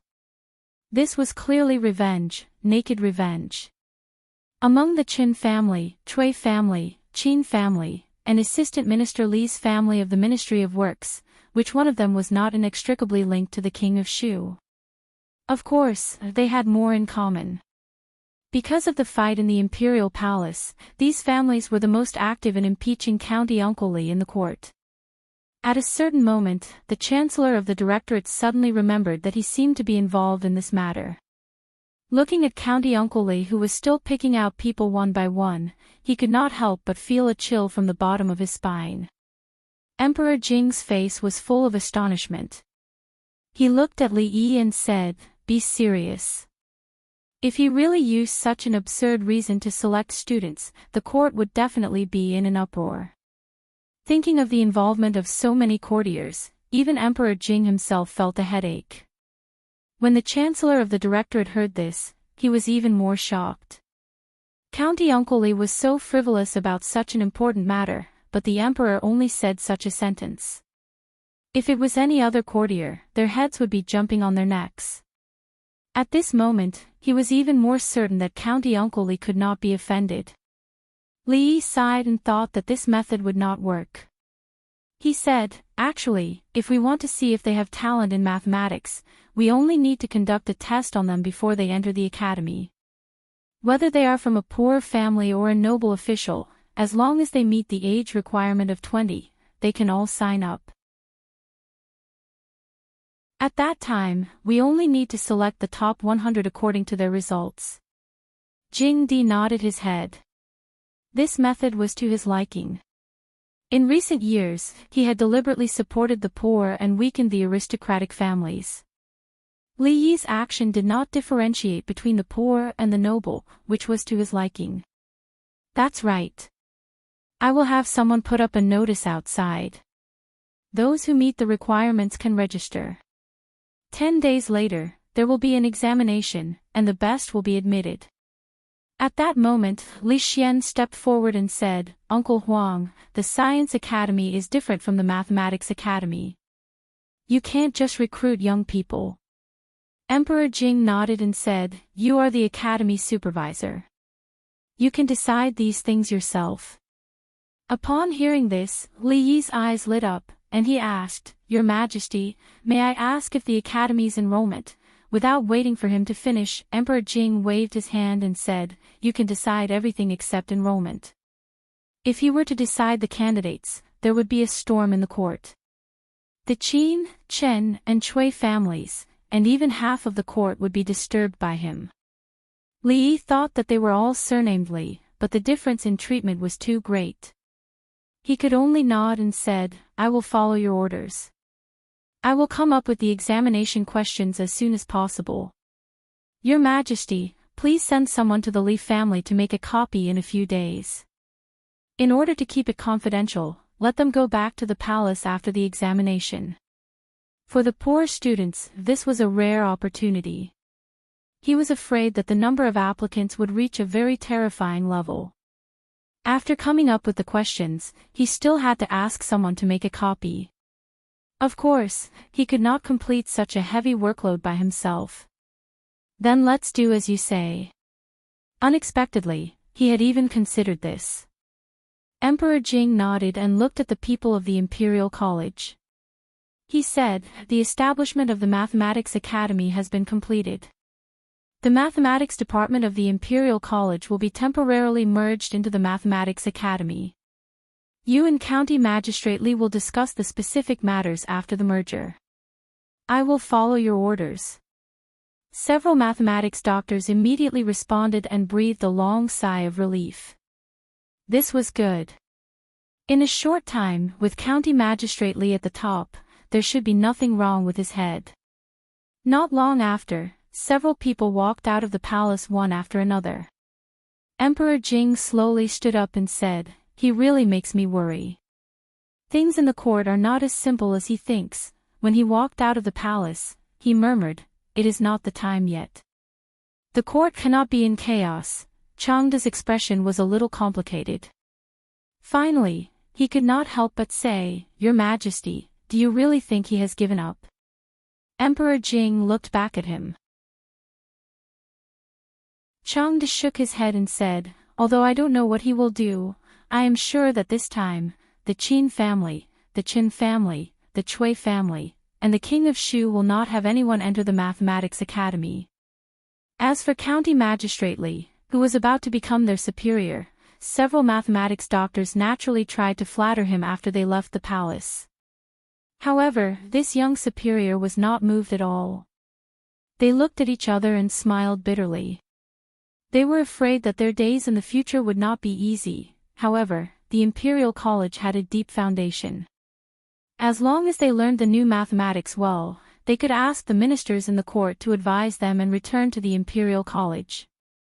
The mathematics doctors naturally did not believe that Prince Jean, who was only 10 years old, was better than all of them. It was just that they had not been exposed to the new mathematics. What talent! It must be that County Magistrate Li deliberately flattered His Majesty. "Sister Shaning, I will miss you." In a luxurious carriage, Yongning opened the curtain and waved to Princess Shaning. She said in a soft voice. Although they could not see from the carriage, they could guess that the arrogant Lolita's face must be ugly now. It was better not to provoke her. It did not take long for the carriage to start slowly. There were 4 old men in gray following them. There was also one in the corner of the carriage. He closed his eyes and kept a straight face, looking very skilled. In order to not let the entire capital know that the little princess had left the palace, the old emperor only sent these 5 people to protect her. Presumably, their martial arts skills were not bad. Of course, the serving maids and the dozens of palace guards were already waiting for her at home. The carriage started slowly. The arrogant Lolita stood there with a face full of dissatisfaction. Li Emingzu touched her head and said, "If you want to leave the palace, we will go find them tomorrow." "Humph, I don't care." Princess Shaning curled her lips and shook her head. She glared at the carriage that had already gone far away and walked forward angrily. After a while, she walked back again. She lowered her head and kicked the ground with her feet. She asked, "What time tomorrow?" When their Lord Ju walked in from outside with a 5 or 6-year-old girl in his arms, the servants of the Li family finally knew what kind of guest they had prepared for these days. Other than looking a little cute, there was nothing special about this girl. Why did Lord Ju treat her so well? Could it be, after the servants of the Li family bowed and greeted him, they began to make wild guesses? Li Yi had already walked into the inner courtyard with Yongning in his arms. "Young master, whose family is this girl? She is so beautiful." Fong walked over and asked curiously.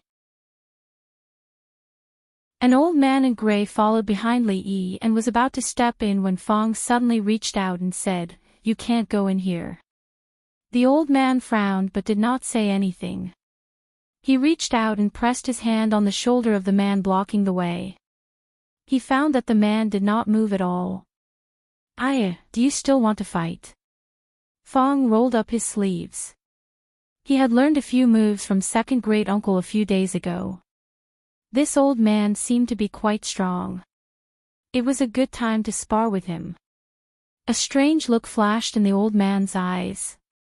He pushed forward lightly. Fong staggered back a few steps and fell on his butt. The old man glanced at the courtyard again. He stood at the entrance like a wooden pillar and did not walk in. "Rui, you must remember what grandmother told you last time." As the old mistress spoke, she pulled Rui's hand and walked out from inside. When she saw Li Yi in the courtyard, she was stunned for a moment. She quickly walked over with a hint of joy on her old face. She gently pinched Yongning's little face and asked Li Yi, "Whose family is this girl? She is so beautiful." Li Yi touched his nose and said, Her Majesty's family. Chapter 503. From His Majesty's family.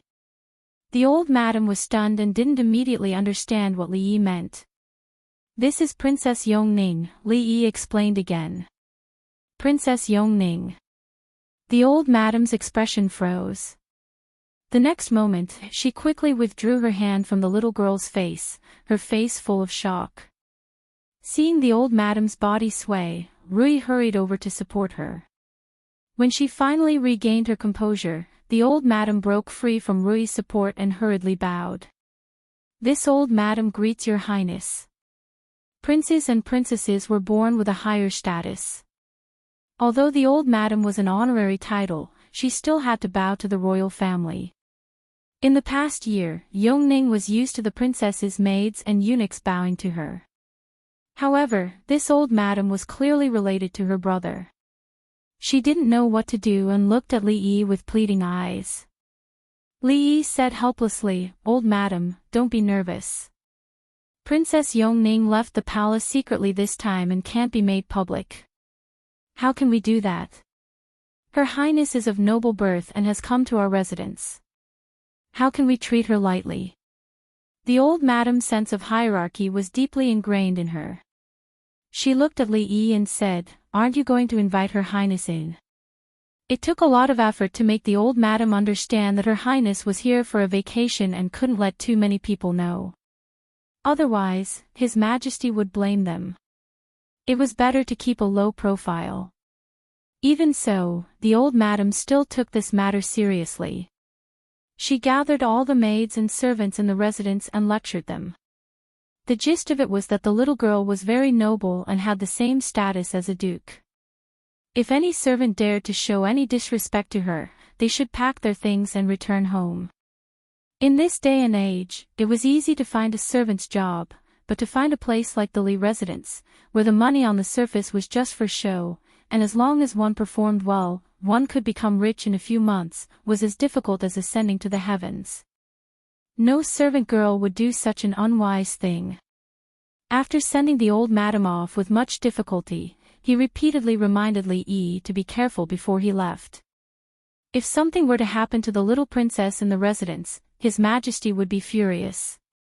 Then, from the master to the servant girls, no one would be able to escape. Li Yi repeatedly promised. Even if the old madam didn't say anything, how could he let anything happen to Yongning? After all, in this world, she was the only one who could comfort him in some ways. Xiaohuan walked in from the outside with 2 candied haws in her hands. When she saw the little unfamiliar figure in the courtyard, she immediately said, Son-in-law, whose child is this? He's so cute. She walked over and pinched the little girl's face. She handed over a stick of candied hawthorn and said, Little sister, what's your name? Big sister will treat you to candied hawthorn. The summer stick of candied fruit had to be eaten as soon as possible after being taken out of the wooden box filled with ice cubes. Otherwise, the sugar would melt and it would be very sticky and uncomfortable to hold. Princess Yongning sat in the shade of the courtyard, eating candied fruits that she hadn't eaten for a long time. Although the candied fruit had melted due to the hot weather and the taste wasn't as good as she remembered, she still ate it with relish. After all, no matter how bad it tasted, it was still candied fruit. Xiaohuan hid in the room with a pale face and didn't dare to come out. Thinking that she had just pinched the princess's face, tears welled up in her big eyes. That was the princess, the emperor's daughter. If the emperor knew, would he arrest her and punish her? It was said that disrespecting the princess would result in being beheaded. Xiaohuan didn't want to be beheaded, but it was the emperor. Would the young master and miss save her? Li Yi shook his head helplessly. He dragged her out of the quilt and said, What's wrong?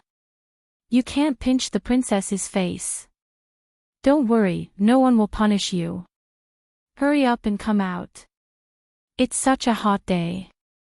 Isn't it hot under the quilt? Really? The little maid poked her head out of the quilt and asked with tears in her eyes. Has the young master ever lied to you? Li Yi looked at her and asked seriously. The little maid sniffled and said in a low voice, "Yes, many times." He dragged the little maid out of the room and said, "If you want to pinch it, you can pinch it a few more times. Tomorrow, there will be 2 more princesses coming. You can." "No, you can only pinch the little one." Although she didn't have to worry about being arrested and punished, Xiaohuan was still a little afraid of the legendary princess. She hid in the distance and didn't dare to approach. Seeing this, Li Yi didn't force her. Anyway, she was going to stay here for 2 months. She would get used to it after 2 days. Outside the courtyard, Fong patted the dust off his butt and crossed his arms. He looked at the old man in gray standing at the door with a suspicious gaze.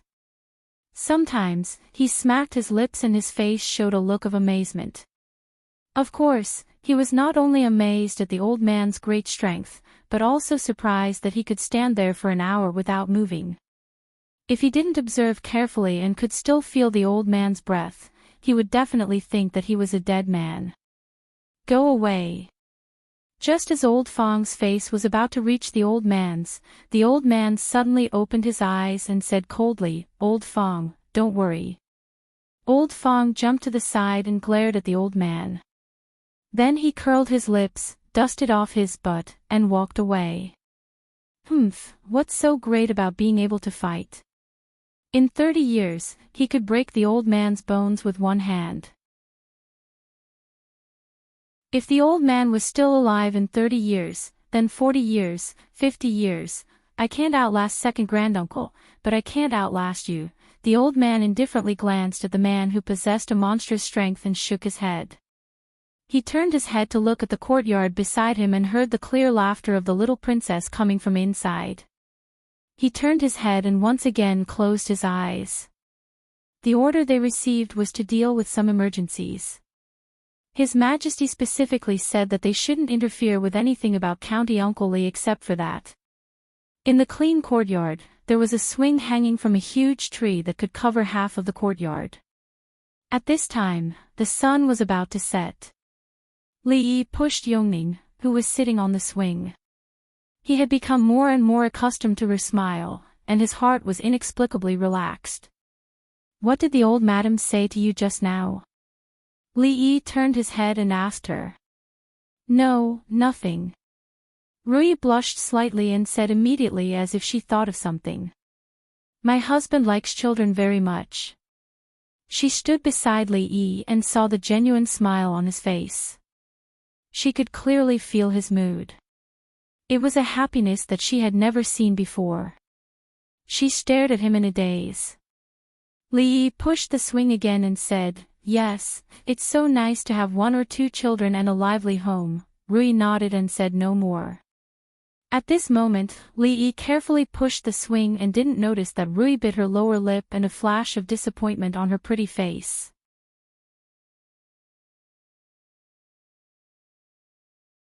Chapter 504. He, brother, come too. Princess Yongning slid down the long wooden slide and sat on a rocking cart in the shape of a sheep.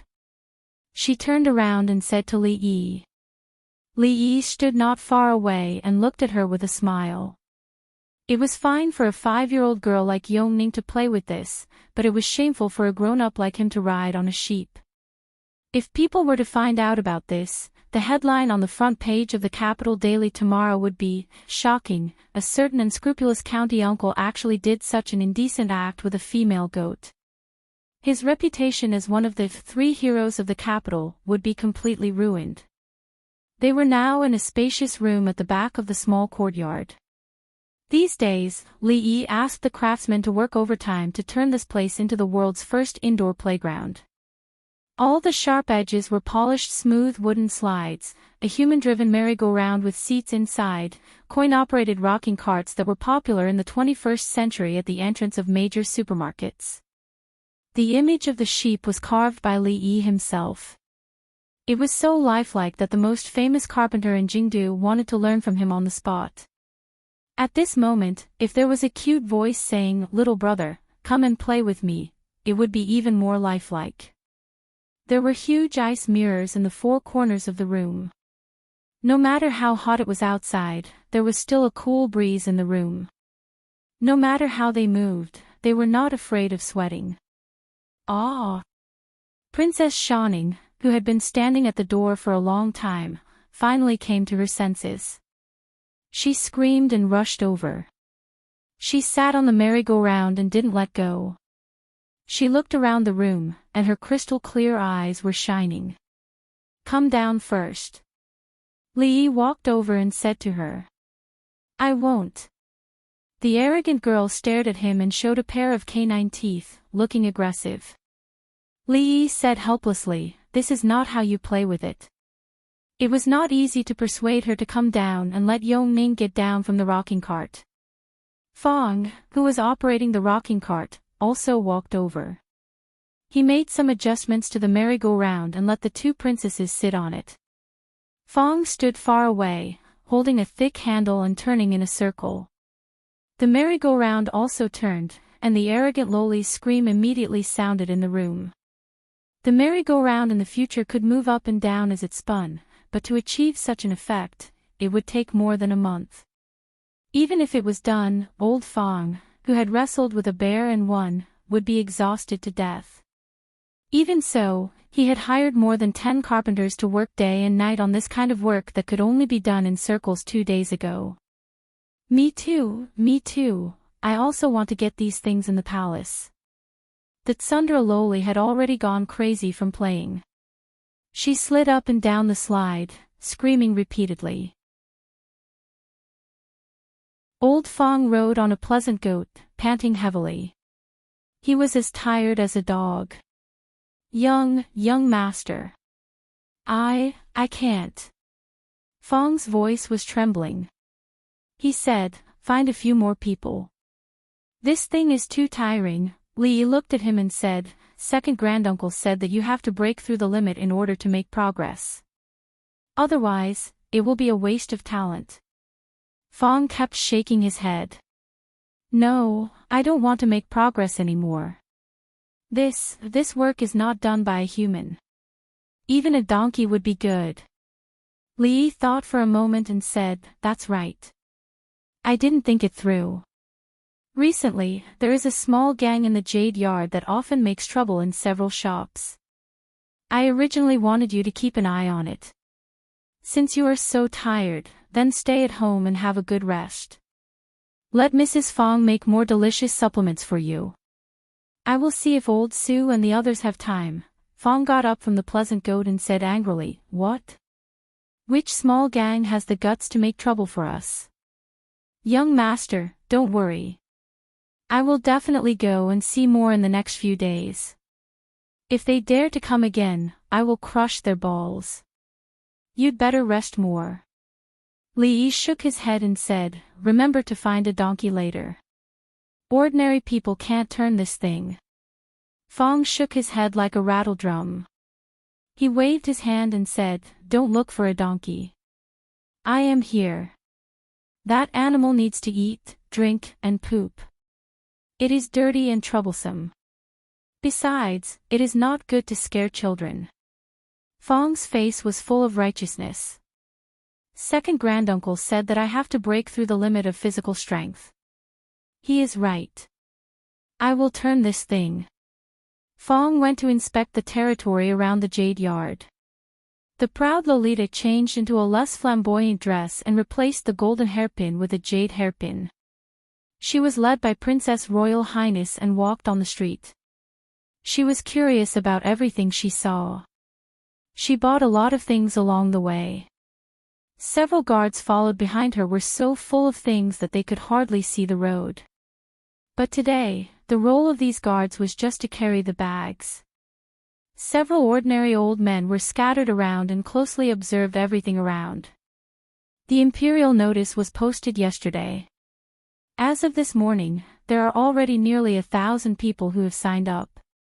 Mingzu turned to look at Li Yi and said, "This is only the first day. In 10 days, the number of people who have signed up will be very terrifying." Li Yi was not surprised. The emperor valued mathematics so much that everyone in the court did not know about it. Naturally, it could not be hidden from the other students in the capital. This was a broad road to promotion. It was a shortcut that could not be more convenient. Mathematics was not valued before and there was a shortage of talents. It could be said that as long as one entered the mathematics school, they would not dare to ask for a promotion, but a promotion was inevitable. Li Yi thought for a moment and said, "Let the Imperial College choose. We can't let just anyone in. 200 children of nobles and officials, 800 scholars from poor families. In the end, 1 in 10 will be chosen." Mingzu agreed with Li Yi's suggestion and said, "I will go back to the palace and report to my father. But out of the 1,000 people, there are only 200 children of nobles and officials. Isn't that too little?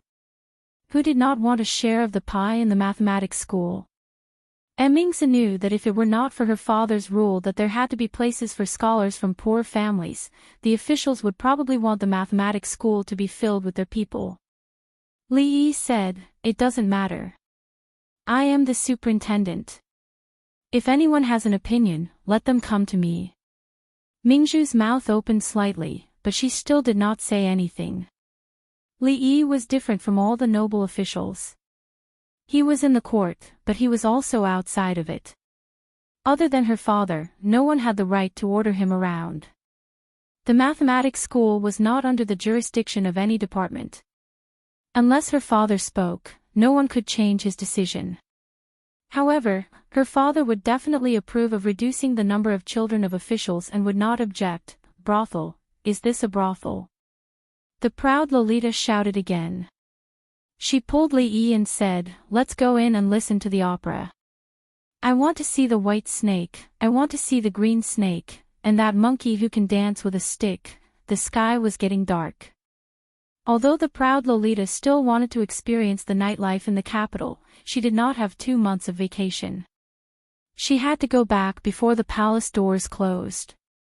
Li Yi put down the sleeping Yongning and tucked her in. He walked out of the door and rubbed his sore shoulders. He let out a long sigh. They were both princesses. Yongning and Shaning only differed by 1 word. How could their personalities be so different? No, Princess Shaning was not a princess at all. She was a country girl who was entering the city for the first time. After a whole day, she even reminded herself that the next time she came, she still had to catch fish in the river and chase rabbits in the mountains. "It's not good to be lively," Li Yi murmured. He regretted what he said yesterday.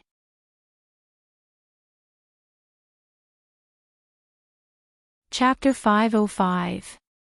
Contrary to Li Yi's expectations, Xiaohuan only used 7 days to completely become one with the 2 princesses. She didn't even need half a month, or even a month. The reason why it was 2 princesses was that the proud Lolita had taken going out of the palace as a routine, which meant that she had to eat 3 meals a day every day. Fishing in the water and chasing rabbits in the mountains could no longer satisfy her playfulness. She was also tired of the limited facilities in the indoor playground, which made Fong heave a long sigh of relief. Every night when he came home, he was so tired that he didn't even have the strength to move his fingers. His wife asked him several times suspiciously. After knowing the truth, she nagged second uncle for being a busybody, but the suspicion on his face lessened a lot.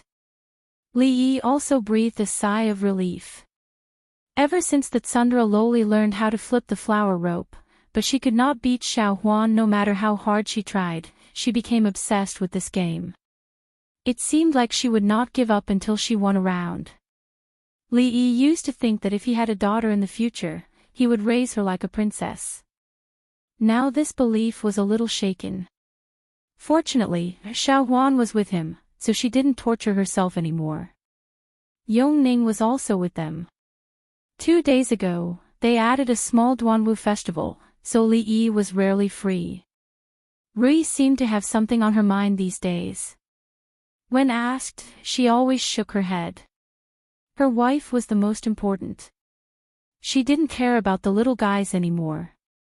She dragged her out to watch a few shows, inspected the progress of second Mrs. Business, and looked at the shops that the family had opened almost all over the capital. It seemed that the strategy to relax didn't work. Rui was not like second young Mistress Liu. She did not want to be the Chancellor of Wulin, nor did she want to be the King of Mountain Bandits. Li thought she was homesick. She wanted to wait for these 2 months to pass and everything to settle down before returning to Qing and Manor to stay for a while. Every time he thought of this, he always had a strange feeling, as if he had forgotten something important. Seeing Changde and a few eunuchs standing in the yard, Li Yi asked curiously, "Steward Chang, why are you here again?"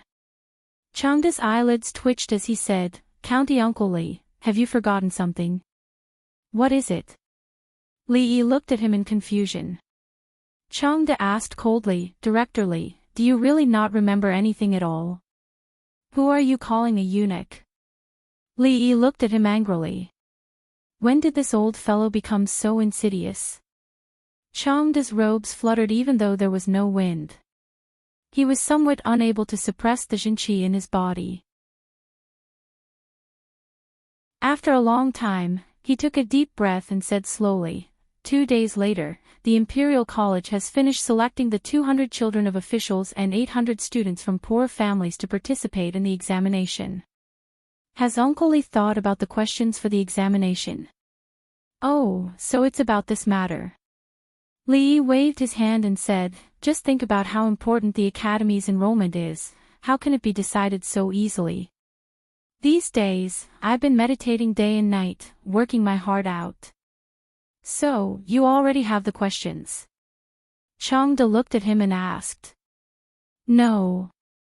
Li Yi shook his head. "Chang, did you bring the list of 200 people?" Li Yi sat at the table and casually asked Changde. "If you use that kind of reason to fool His Majesty again, I won't be able to protect you." Changde took out a booklet from his sleeve and placed it on the table. He looked at Li Yi and said lightly, "His Majesty went against the majority's opinion and decided on the list of 800 scholars from poor families. It was already very difficult. There can't be any more mistakes in this matter." "How can that be?" Li Yi shook his head and said, "We can't be superstitious. We have to believe in science." "Oh, right, you followed His Majesty for so many years, you must be very familiar with the officials and nobles in the capital, right? Come, Chief Chang, can I trouble you to introduce them to me? Which family do these people belong to?" Although there were some records in the small notebook, the vast majority of these 200 people were unfamiliar names. A small notebook alone was not enough.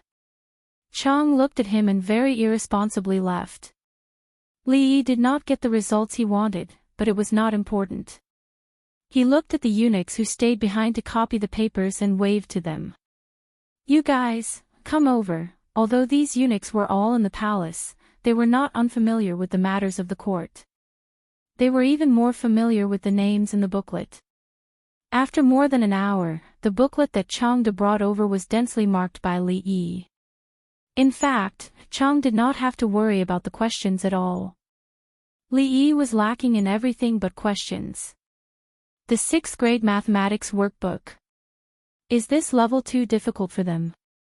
Forget it, I'll just choose the 3rd grade's workbook.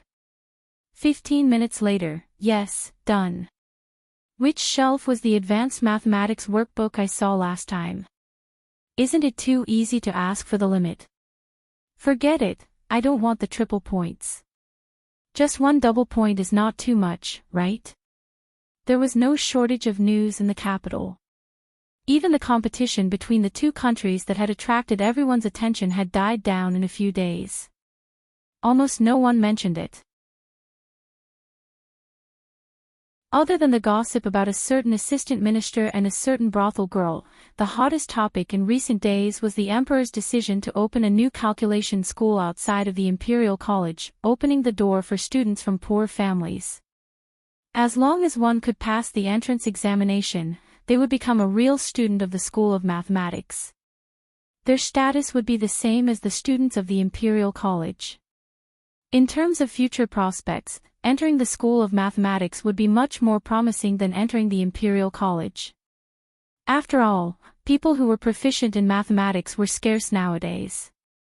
The students had studied hard for more than 10 years, all for the sake of one day being able to obtain an official position and bring honor to their ancestors. Now that there was a shortcut in front of them, how could they not be excited and infatuated? The students who had passed the first round of screening were extremely excited and actively prepared for the upcoming final examination.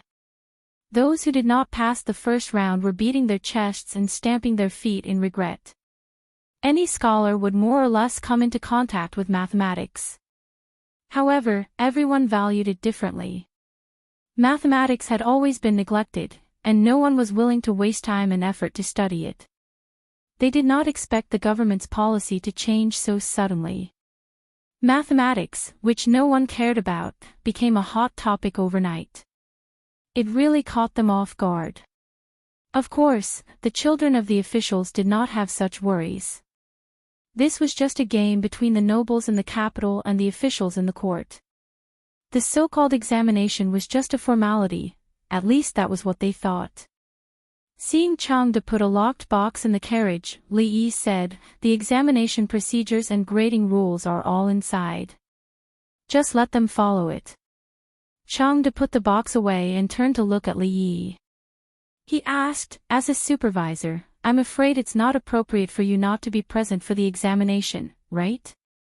Li Yi pointed at the arrogant Lolita who was waiting impatiently not far away. He said, "It's not that I can't come, but I already promised to go fishing with Princess Shining today. Do you want to go talk to her?" "Let's go." Changde simply turned around, flipped himself onto the horse and lashed out with his whip without any hesitation.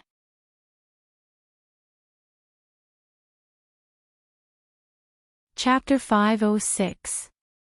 Who didn't want to reach the top in a single step?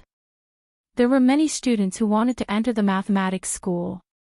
Even if the directorate went through layers of screening, there were still a total of 1,000 people who participated in the final examination. With so many people, the examination venue naturally couldn't be the palace. However, the security of the examination venue was not inferior to that of the palace at all. Even a proper imperial examination was not as strict as this. There were 1,000 candidates, and there were 10 different sets of questions. There were 100 people in each examination venue, and each candidate would be given a different set of questions. This made the possibility of cheating extremely low.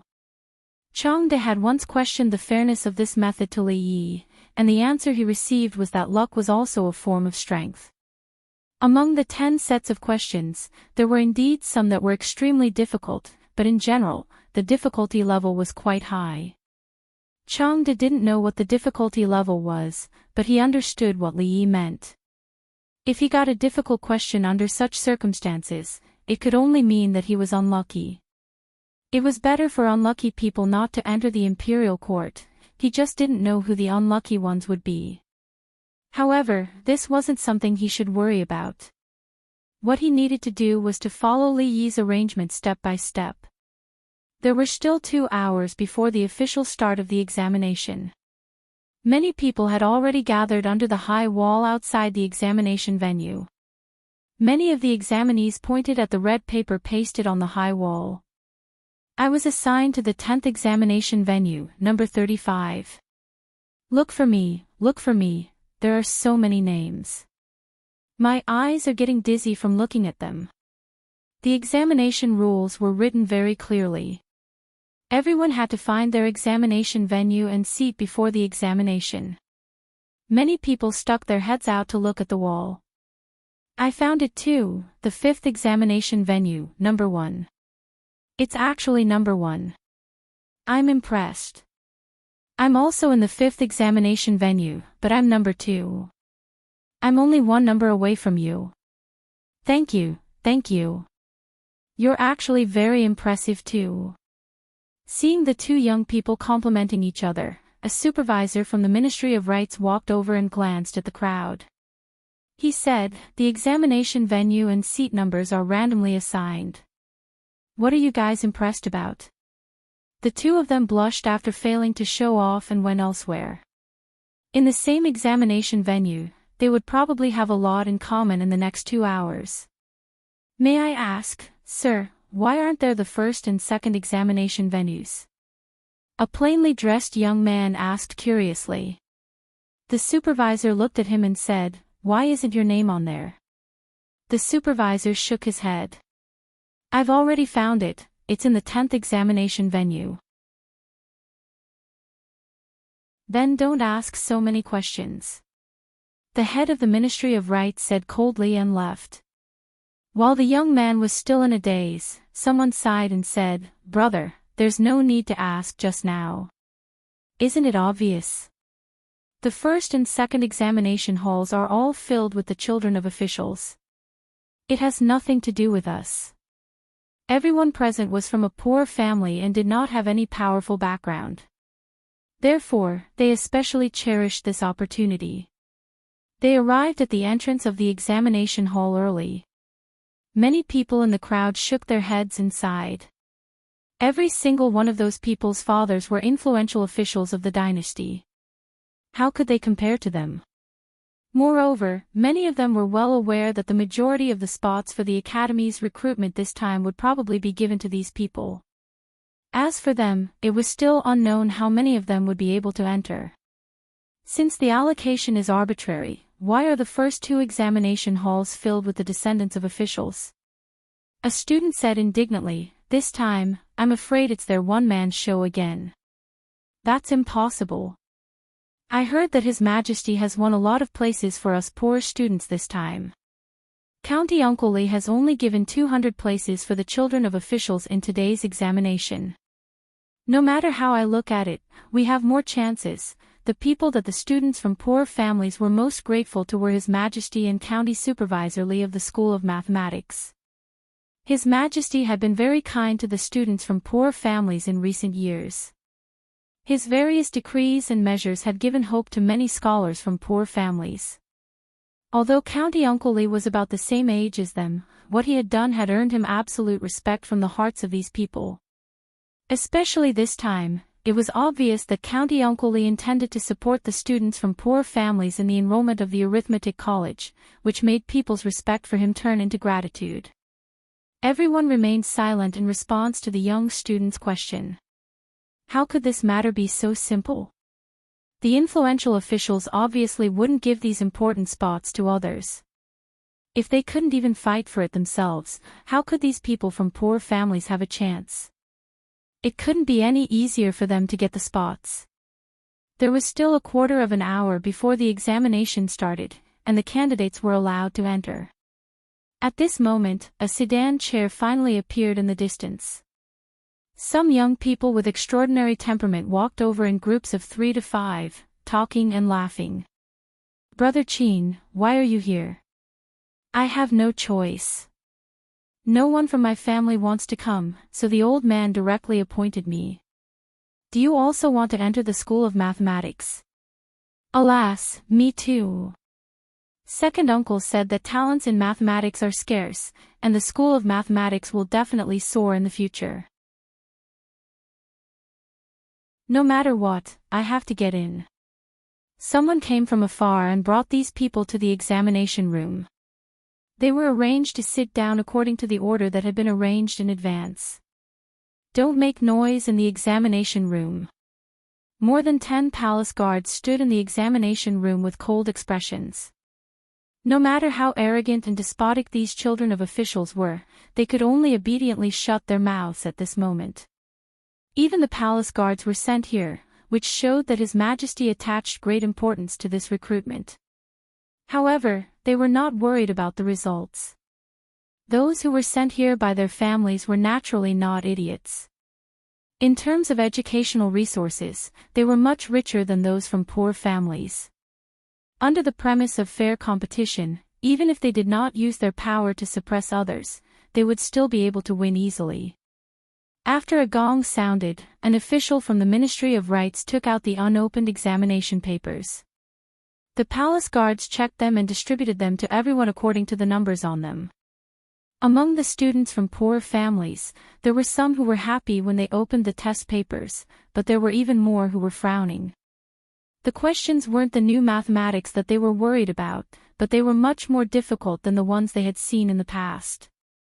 After glancing at it, they felt that they wouldn't be able to solve many problems in 2 hours.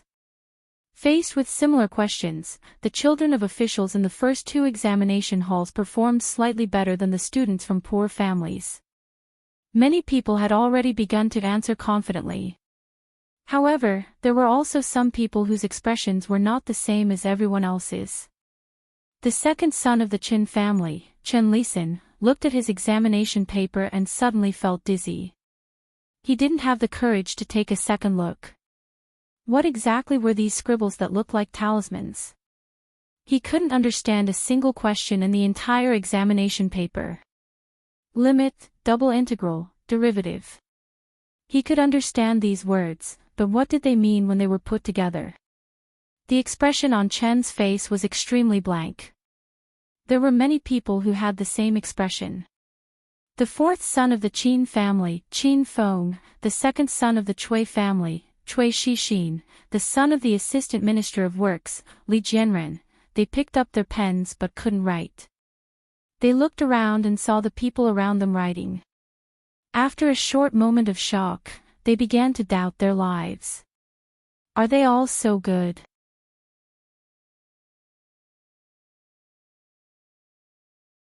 Chapter 507. Chen Lisan had been holding the pen for a quarter of an hour, but he was still unable to write. He angrily put down the pen in his hand and wondered if those people had memorized the answers in advance. Even the mathematics doctors of the Imperial College might not be able to solve these questions. He was not far from Qin Feng. When he turned his head to take a look, Qin Feng was also looking at him. Chen Lisan opened his mouth, but before he could say anything, a cold voice came from beside him. Those who look left and right and whisper to each other will be treated as cheating. The palace guards in charge of maintaining the discipline of the examination hall did not care whether the other party was the son or grandson of a duke or a minister.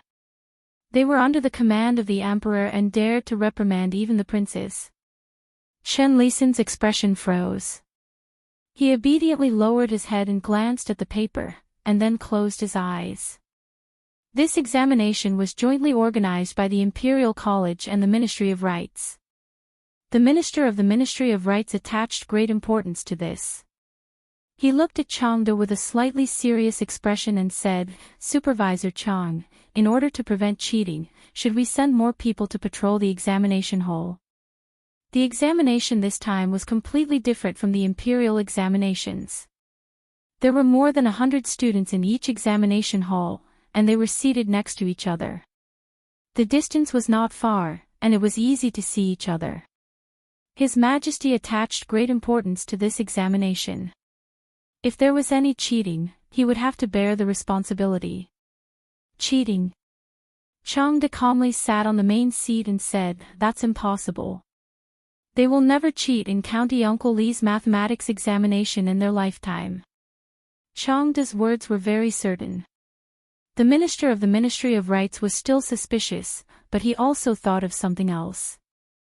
Logically speaking, County Uncle Li, as the college supervisor, had to participate in the academy's entrance examination. But today, he had not seen County Uncle Li at all. Could it be that there was something more important to him today? Compared to the minister of the Ministry of Rights, the mathematics doctors of the Imperial College were quite relaxed. They were drinking tea and chatting in a side hall. The mathematics department of the Imperial College had temporarily merged with the mathematics department.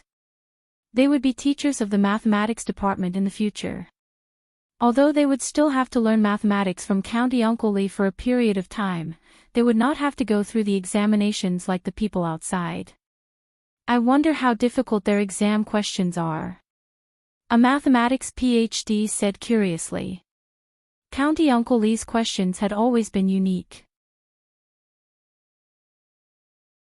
If the questions this time were the same as the last exam for the Imperial College's mathematics students, then the school would not be able to fill the quota of 100 students. Another doctor walked to the side and said, "There are still a few test questions here." The exam questions were strictly confidential. Before the exam began, only Li Xianwen knew about it. The Imperial College doctor distributed several copies of the exam questions and took one for himself. Lord Li's question this time is quite standard. Although it's easier than last time, it won't be easy to answer all of them correctly. This time, it's only for the Academy's enrollment. Naturally, there won't be any strange questions. Lord Li also knows his limits. Looking at his colleague speaking with fervor and assurance, the other mathematics doctor in the corner looked a little stunned. What are they talking about? I don't understand them at all. The question was very simple. Could it be that he had gotten a fake test? Sir Han, he said to a colleague beside him. That person turned around and asked, Sir Wu, what's the matter? Let me have a look at your test paper. Yi Zichen said. These 2 hours were the shortest 2 hours in many people's lives, but also the longest 2 hours in some people's lives. Sigh, give me another hour, no, just a quarter of an hour, and I'll be able to solve that question, a shabbily dressed young man said with a regretful expression. His colleague patted his shoulder and said, 2 hours is a little short. I also haven't solved one question, but don't worry, most people should be the same as us. The two of them encouraged each other and immediately felt a sense of appreciation for each other. That was close. I only solved the last question a quarter of an hour before the gong sounded. I only checked it briefly. Another young man walked out with a face full of lingering fear. When he saw the two of them, he asked, Brother Zheng, Brother Wang, how are you guys? Hey, Brother Zheng, Brother Wang, don't go. Everyone who came out of the examination room had different expressions.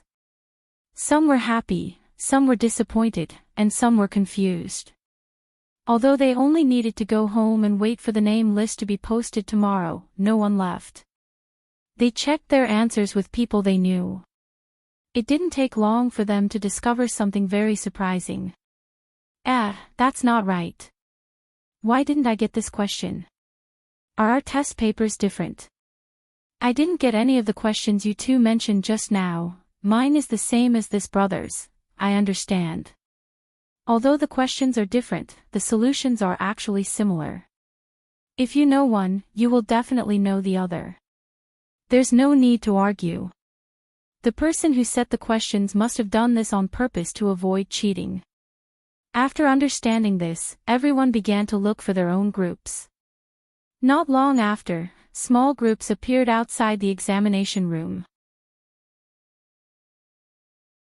At this moment, people walked out of the 2 examination rooms in the front. Many of the people who walked out first had dispirited expressions on their faces. Sitting there bored for 2 hours was also very unbearable. These 2 hours, to them, were longer than a day. That limit. Just as Chen Lisan opened his mouth, Qin Feng shook his head and said, Don't talk about it. I don't understand it. That score, never heard of it either. A few people gathered together and received the same answer. Not a single question was changed. The test papers were numbered. They didn't even need to write their names. The test papers were handed in the same way as they were handed out. I don't believe that they can answer all of them. Li Jianren slapped his thigh and stopped a person. Ma Jia, how many questions did you solve? He was from a family of generals, while scumbag Li's father was a civil official. The two of them usually didn't have much interaction. However, they were in a good mood today. The questions were just what they wanted. Ma Jia laughed and said, I answered all of them. Li Jianren was stunned. This second son of the Ma family had a reputation of being a horse stick. He was never good at studying. They couldn't even answer a single question. How could he solve all of them? It was simply the biggest joke in the world. Seeing that Li Jianren didn't believe him at all, Ma Jia snorted and said, If I answered the question about the transportation of troops and food incorrectly, wouldn't my father break my leg? After saying that, he glanced at Li Jianren with disdain and walked away. After being stunned for a moment, Li Jianren finally understood something. He immediately walked over and said to the others, "Our questions are different." "Got it." Qin Feng nodded. He pointed to the crowd and said, "It's indeed different. I'm afraid we've drawn a difficult question. His Majesty is indeed more biased towards the poor." Li Jianren said indignantly, "Ma Jie, that kid is really lucky." Chen Lisan opened his mouth and said, "Let's go and see where the people like us are." The dozen or so people walked towards the crowd. After a moment, they walked back. Looking at the teams of at least 100 people, and then looking at the dozen or so of them, everyone's face was gloomy. If they still couldn't understand how lucky they were, their heads would be useless.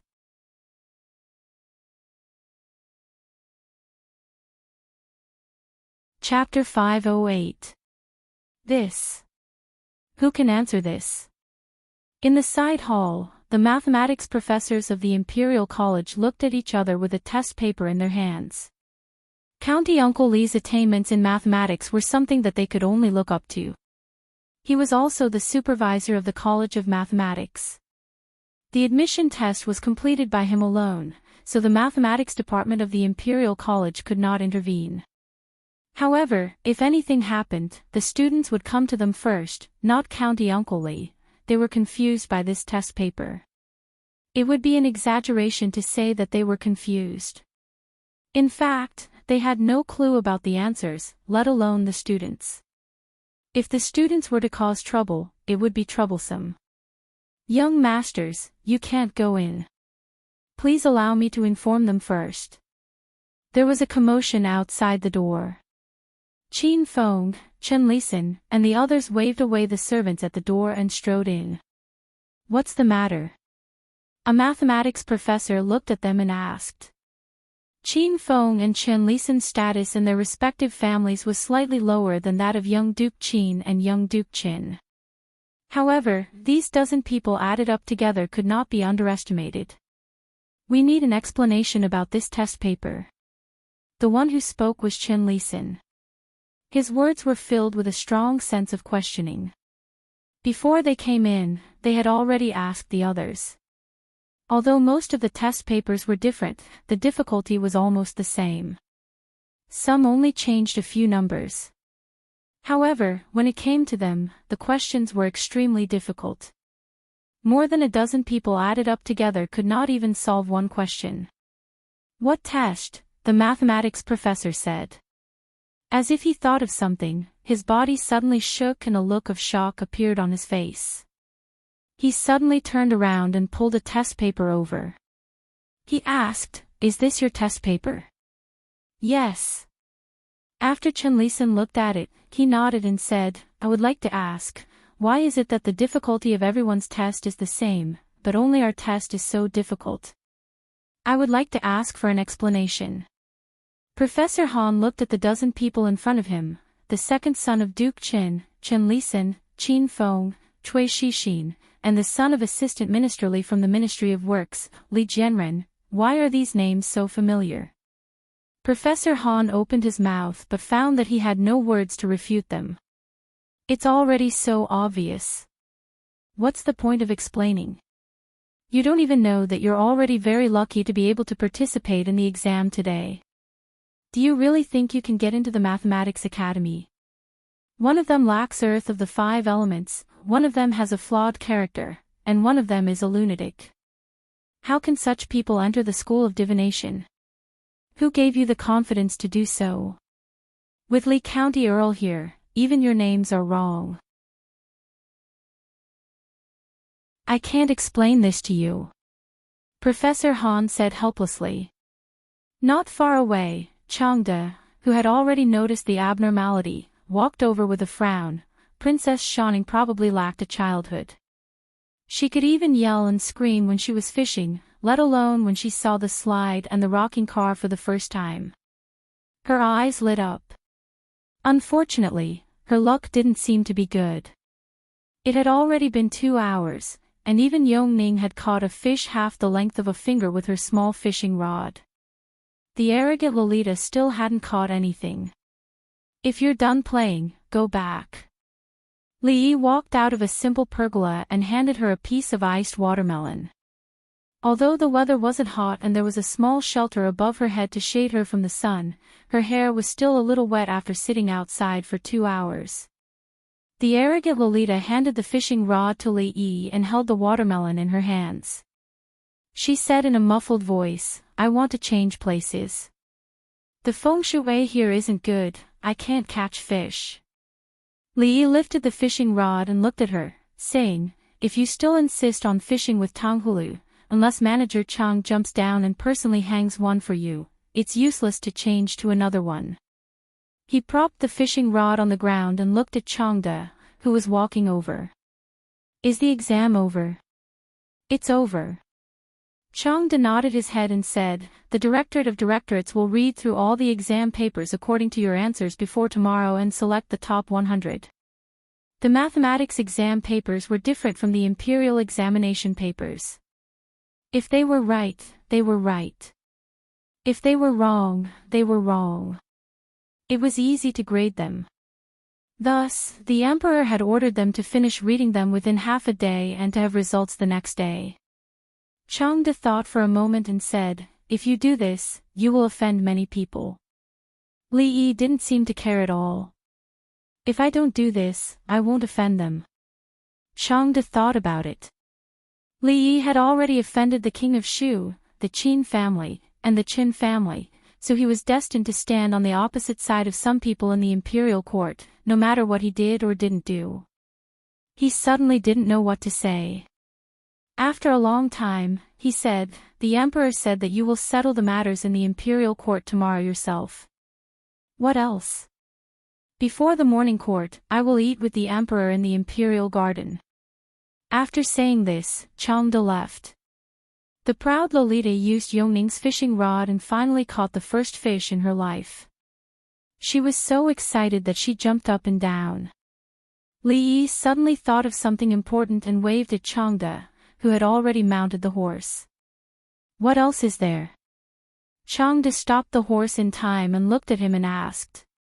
Li Yi hesitated and said that. "Remember to tell the imperial chef not to cook the white fungus and lotus seed soup tomorrow." "Won't the emperor get tired of drinking it every day?" "That's all you want to say?" Changde's expression didn't look very good. "Of course not." Li Yi shook his head and said, "Also, you must remind them not to put coriander in the soup." Swish. Changde whipped the horse. It let out a long neigh in pain and quickly disappeared from Li Yi's sight. "How is Yongning's condition?" Emperor Jing's complexion was good. At least his mood didn't seem to be that bad. He asked about Princess Yongning. "Princess Yongning's heart has been closed for too long. These days, I have tried my best to let her come into contact with the outside world. It has been quite effective. I think she should be able to recover in 2 months." Under the premise of treating the disease, fishing, watching the play, and chasing rabbits were all legitimate reasons. "Has Shaning caused you trouble these days?" Emperor Jing had already drunk the second bowl of porridge and suddenly asked. Li Yi shook his head and said against his will, "No, Princess Shaning is naive and lively. She still has a childish heart and is just a little playful. She didn't cause me any trouble, only a fool would complain about his daughter in front of the old emperor. If the empress were to find out about this, it would really cause trouble for her." Emperor Jing looked up at him and said, "You have caused me a lot of trouble. Don't talk while eating, and don't talk while sleeping. You have to concentrate on eating. Although Lao Chang is ugly, he is quite reliable. As expected, there is no coriander in the porridge today. The cook of the catering bureau is worthy of praise. When I leave later, I will take 2 cucumbers as a reward." When he received a lot of memorials to impeach Li Yi, Emperor Jing understood what Changde meant that day. It was not rare for the officials to fight openly and covertly. Emperor Jing had seen this before, but this was the first time he had seen it so simply, directly, and so brazenly. Li Yi was still the same Li Yi.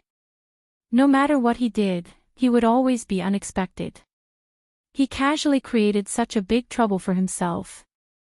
I want to see if you can continue to be like this in court. Emperor Jing glanced at him, stood up, and said, prepare to go to court. He intended to let Li Yi feel what it was like to face the censure of so many officials alone. He hoped that this time, he could wear off some of his edge. No loyalty, Li Yi put down his chopsticks and sighed. Wasn't it what the old emperor had been doing to weaken the power of Prime Minister Qin? Now, even among the people who would hold important positions in the academy in the future, Prime Minister Qin could not even get a hair. He was obviously happy in his heart, but now he blamed himself. Was there such a reason in the world?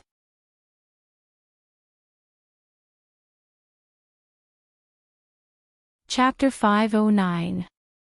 Before becoming the dean of the School of Mathematics, Li Yi didn't have to attend court unless the old emperor specifically requested it. Although he was now the supervisor of the School of Mathematics, his sphere of influence was limited to the School of Mathematics. He could make all the decisions in the School of Mathematics. The old emperor didn't have to worry about the affairs of the School of Mathematics, and the affairs of the court had nothing to do with him. Therefore, there was no need for him to attend court. However, the old emperor was determined to let him feel what it was like to be attacked by so many court officials. There was no way to hide. The officials were already waiting in the hall, but the old emperor hadn't arrived yet. Li Yi yawned and stepped into the hall. He didn't even have time to take a nap these days because of the Tsundra Lolita. His daily routine was messy, and he woke up too early, so he was a little sleepy. He found a pillar to lean against and took a short nap. Some officials who were closer to the door of the hall saw him, and they all had strange expressions on their faces. The Qin family, the Qin family, the Cui family, and all the nobles and court officials who had impeached him were all shut out of the School of Mathematics. His method was simple and crude. It was tantamount to announcing in front of the emperor and all the court officials that if you impeach me, I won't let you have a good time. What can you do about it? Today's court was bound to be a bloodbath. The furious king of Shu had probably already thought of a way to attack County Uncle Li. As for him, he was leaning against the pillar and sleeping during the court session. Many people were surprised and doubtful. Is there really nothing that County Uncle Li cares about? Li Yi was very concerned about the pillar of the political hall.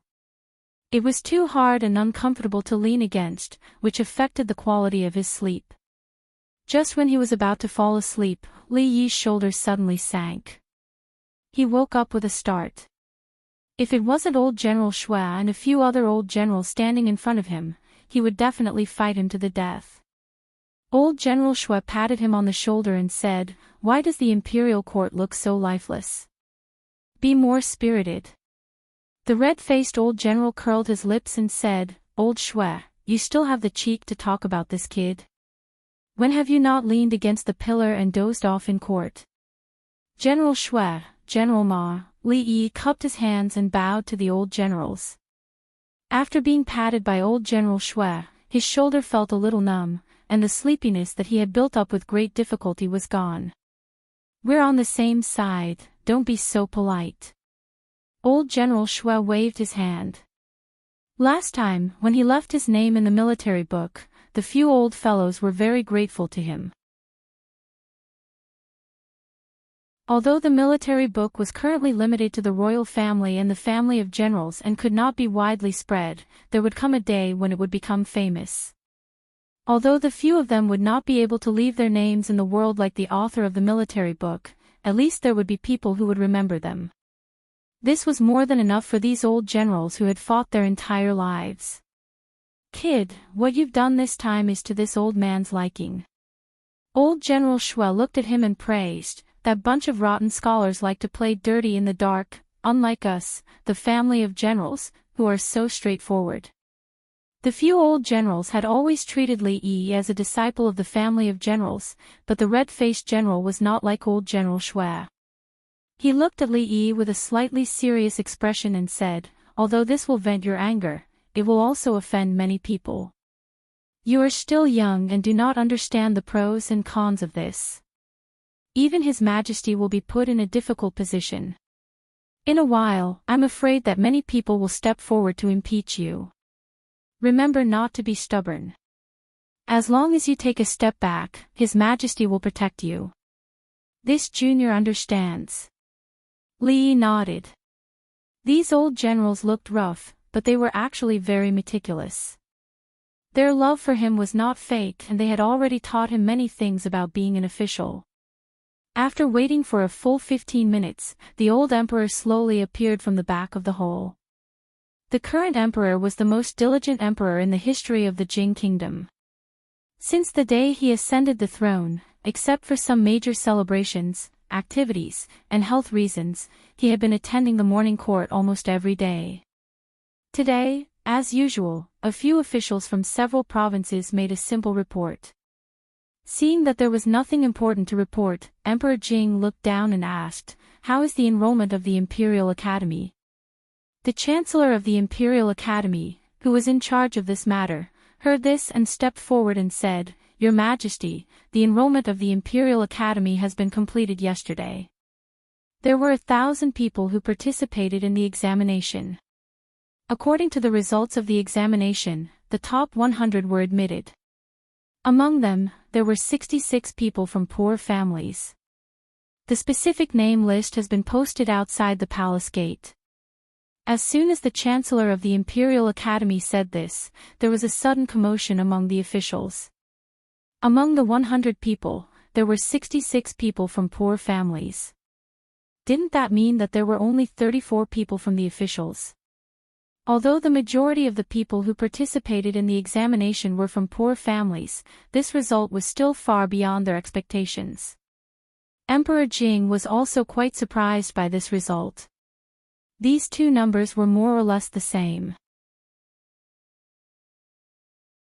Could it be that Li Yi deliberately made things difficult for the children of the officials? "Your Majesty, this official has a memorial." A voice suddenly came from the crowd. Everyone saw Assistant Minister Li of the Ministry of Work stand up and say, "This official impeaches Supervisor Li Yi of the Imperial Academy. In the enrollment, he was unfair and deliberately made things difficult for some of the candidates. I hope Your Majesty will investigate this." After Assistant Minister Li stood up, several people immediately followed him. The reason for the impeachment was exactly the same. Supervisor Li Yi of the Imperial Academy did not follow the principle of fairness and justice in the enrollment process of the Imperial Academy. He was unscrupulous and deliberately made things difficult for some candidates. He really let down His Majesty and the Imperial Court's trust in him. The Qin family, the Cui family, and the Qin family did not stand up. The officials immediately understood. What they wanted was obviously not to punish County Supervisor Li, but to fight for more benefits for them through this reason. Emperor Jing sat above and glanced around. He said, "Where is Li Yi?" There was no sound in the court. The officials turned their heads and looked around until an official couldn't help but reach out and push the young man leaning against the pillar. He whispered, "Supervisor Li, His Majesty is calling you." Li Yi covered his mouth and yawned. He quickly walked to the front and bowed. "This official is here." Emperor Jing looked at him and asked, "There are officials who impeached you for deliberately making things difficult for some of the candidates and being unfair in the enrollment of the Imperial Academy. Is this true?" This official was confused for a moment. Li Yi nodded. Assistant Minister Li of the Ministry of Work's hand froze in his sleeve. He originally wanted to take out the evidence after Li Yi denied it. He did not expect him to admit it so easily, which disrupted his next plan. Many officials shook their heads. County Supervisor Li was still too young. He only did things on impulse. This time, those people would not easily let him go. Emperor Jing opened his mouth and did not know how to continue for a while. According to his idea, he wanted to use this matter to sharpen Li Yi's edges and make him more stable in the future. But he did not expect that he would admit it so easily. How should I punish you for personal reasons? After a long time, Emperor Jing spoke again. Li Yi looked solemn and sincere. He said, "This official is wrong. As the supervisor of the Imperial Academy, this official has failed to live up to the trust of the Imperial Court and Your Majesty's expectations and cultivation.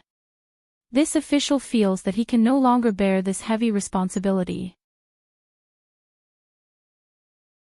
I beg Your Majesty to allow this official to resign from the position of supervisor of the Imperial Academy and go home to reflect." Assistant Minister Li of the Ministry of Work stood in the same place with a blank expression. How could this be? Things should not develop like this.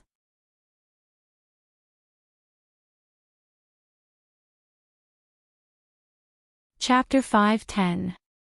After learning that their children were deliberately made difficult by Li Yi, the supervisor of the arithmetic college, the first reaction of these powerful officials was naturally anger.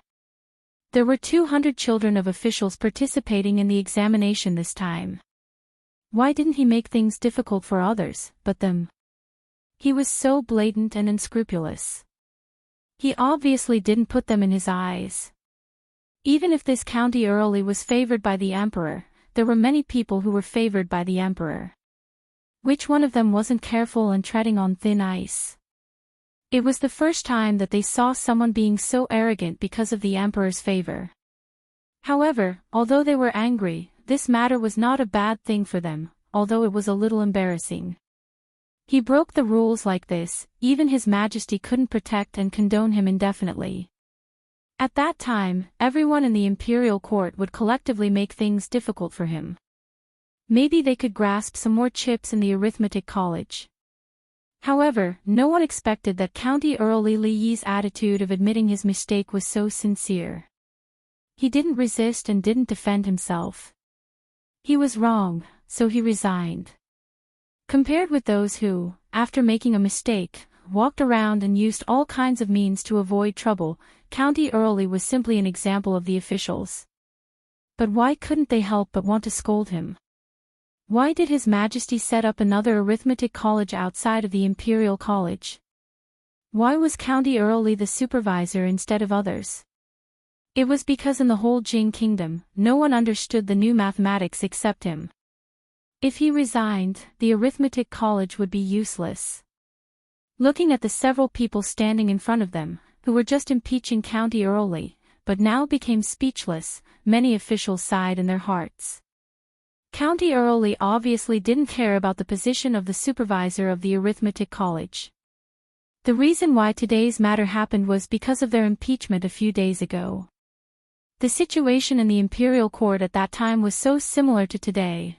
Now, his attitude was also very clear. Either you go, or I go. You can impeach him slowly. I'll go back first. And everyone had a strange feeling that he seemed to be looking forward to his resignation. Jing Di's eyes twitched.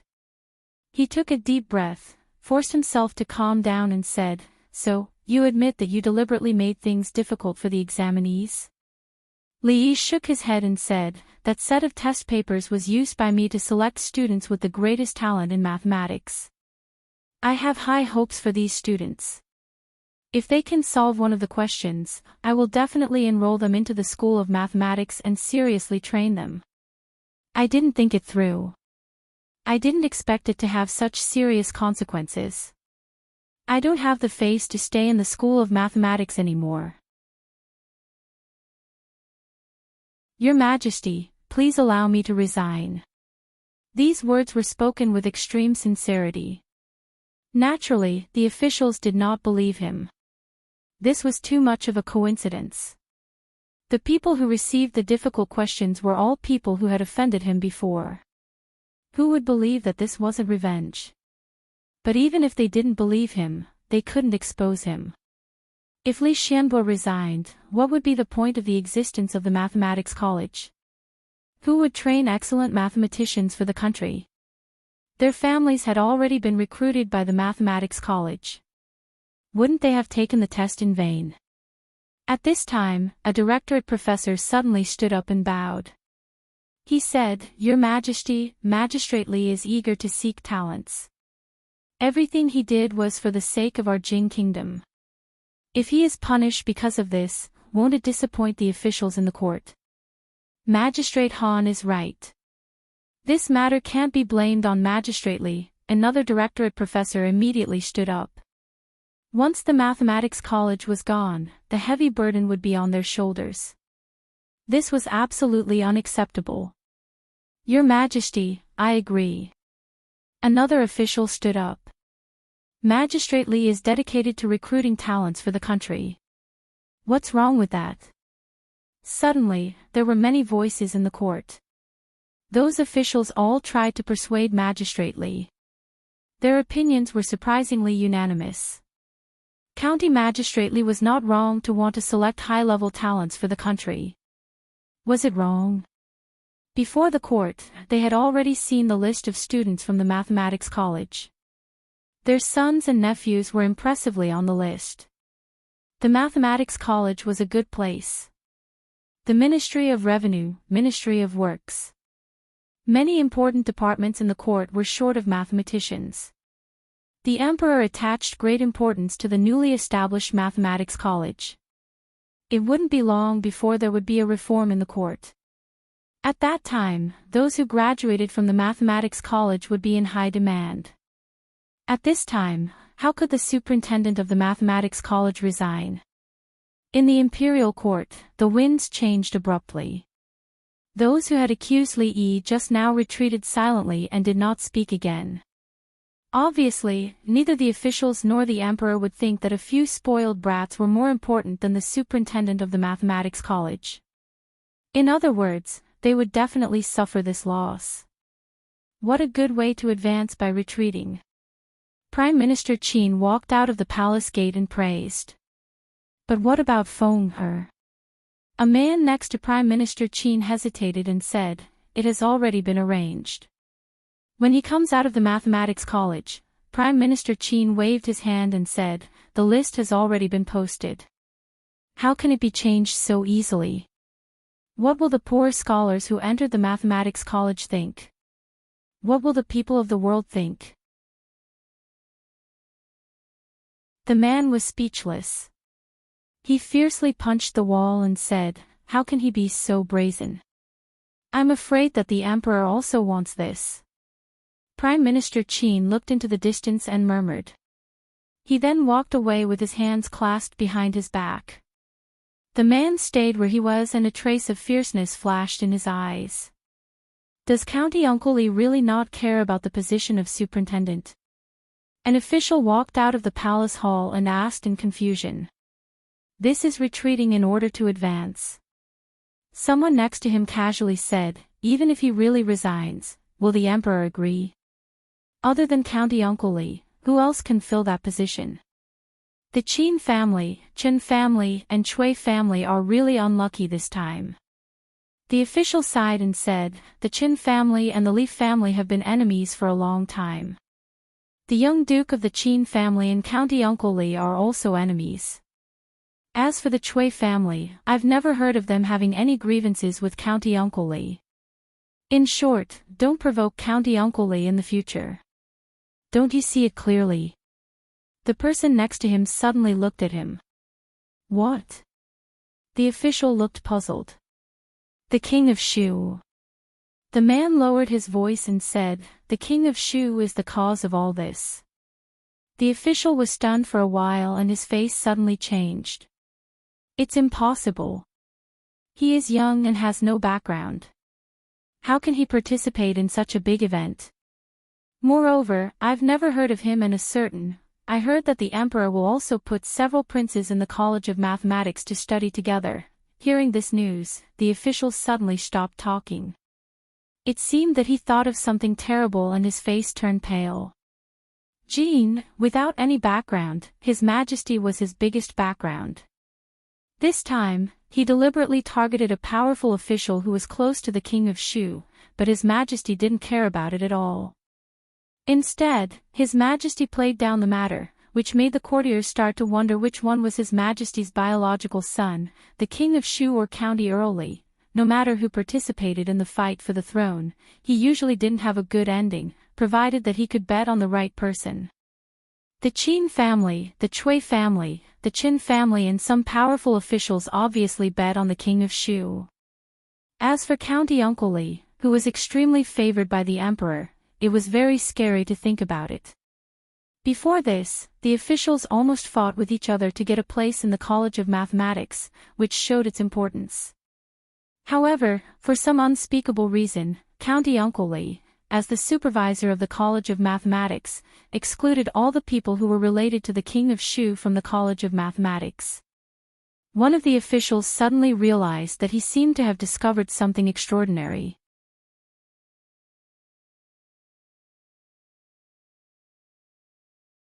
Chapter 5:11. An assistant minister from the Ministry of Works walked out of the palace in a daze. He felt as if his soul was about to leave his body. He had made thorough preparations. There shouldn't have been any mistakes. However, just now, when he took the first step, things started to go out of his control. In fact, during this period of time, they had used many methods, both openly and secretly. But in the end, the King of Shu was no longer the King of Shu. County Magistrately was still the same, but County Magistrately had become County Magistrately. This fact really made people feel helpless. Officially, what should we do? A colleague beside him asked in a daze. The assistant minister didn't answer. He was just an errand boy. How could he know what to do next? Go to Qin's mansion. After a long time, he gritted his teeth and said. They didn't have the right to speak on this matter. They didn't get a place in the College of Mathematics. Prime Minister Qin wouldn't let this happen. The King of Shu's faction always listened to Prime Minister Qin's words. He was not the only one who was anxious at this moment. Some people were dejected, while others were proud of their success. Although most of the 100 students in the College of Mathematics were from poor families, they were still lacking compared to the families of officials. Even if they graduated from the College of Mathematics in the future, their development in official career would not be comparable to that of the children of officials. Isn't it just that your third son has entered the College of Mathematics? Why are you so happy? If I remember correctly, your second son is in the Imperial College, right? I didn't see you so happy when he was accepted as a disciple by great scholar Qin. An official couldn't help but say this when he saw his colleague beside him was so happy that he even hummed a tune. It's different, it's different. The official shook his head and said, the Imperial College has already declined. You will know how good the College of Mathematics is in the future. As an official of the Ministry of Revenue, he was fortunate enough to know more things. The path that the first batch of students of the College of Mathematics had to take was not something that could be replicated by future students. If they missed this opportunity, they might not have such a chance in the future. After saying this, he glanced at the person beside him. Seeing that the person was looking behind him without saying a word, he turned around in confusion. The Chancellor of the Imperial College, several officials, and professors were standing there, looking at him coldly. Li Yi was the last to walk out of the hall. He patted the dirt off his buttocks and looked back at the hall. He cursed in his heart before striding out of the palace. Resign. What a good plan. I'm afraid he can't wait for me to dismiss him. Emperor Jing said angrily, other officials share the burden of the emperor, but he did such a thing only a few days after he beat the King of Shu. How can I have such an official? Changde watched from afar without saying a word. If it had been someone else who had done these two things, their head would have been somewhere else. However, His Majesty had only said a few words to vent his anger. In fact, His Majesty would have beheaded anyone but Li Yi. Because of the King of Shu, there had been a force in the court that even His Majesty could not ignore. This was something that no emperor wanted to see. However, His Majesty was the Son of Heaven. His every move was watched by countless people. In many cases, he could only choose to deal with it gently. However, County Uncle Lee was different. He did not want money or power. He did not even want to be an official. If he wanted to do something, he would be straightforward and fearless. Resigning was what he wanted, and he did not care about losing his salary. Not only that, but his role was irreplaceable. Today, in the court, even without His Majesty's words, countless officials interceded for him. Among the officials, who could do this? Which emperor would be willing to punish an official who could always accurately guess the emperor's intention and share the burden of the emperor? If he had not abducted His Majesty's 3 favorite princesses these days, His Majesty would not have kicked him on his buttocks just now. Not to mention that he did not get a reward for doing a good deed, he was kicked for no reason. After walking out of the main hall, Li Yi felt a little uncomfortable. He did not let those people enter the college because he did not want to cultivate talents for the king of Shu. The old emperor did not want a certain group to continue to grow. Everyone had the same goal, so they should help each other and work together. Those who got benefits and burned the bridge after crossing the river were all bastards. A figure suddenly jumped out from a corner and tugged at his sleeve, saying, "Let's continue shopping and listening to the opera today. I finished reading the comic strips last time, and I want to buy some new ones. Also, I want the windmill that can spin in Yongning." Father Emperor asked the craftsmen in the Ministry of Works to make it. "But compared to the ugly one in your house, I want." Well, after the old tormented him, the young tormented him. Princess Shining was even worse. The double torture of body and mind made Li Yi feel that his life was dark. The arrogant Lolita wanted to go out of the palace, but she could not do it alone. She must be accompanied by Princess Royal. "You have offended too many people this time. Be careful in the future and bring more guards with you when you go out." Li Yi turned to look at her and asked, "Is assassination also popular in the capital?" "It's never wrong to be careful," Emingsu said. "You have never been in officialdom, so you don't know that they will do anything for their own interests. If they used other dirty tricks, Li Yi might not know how to deal with them." But he did not have to worry about assassination at all.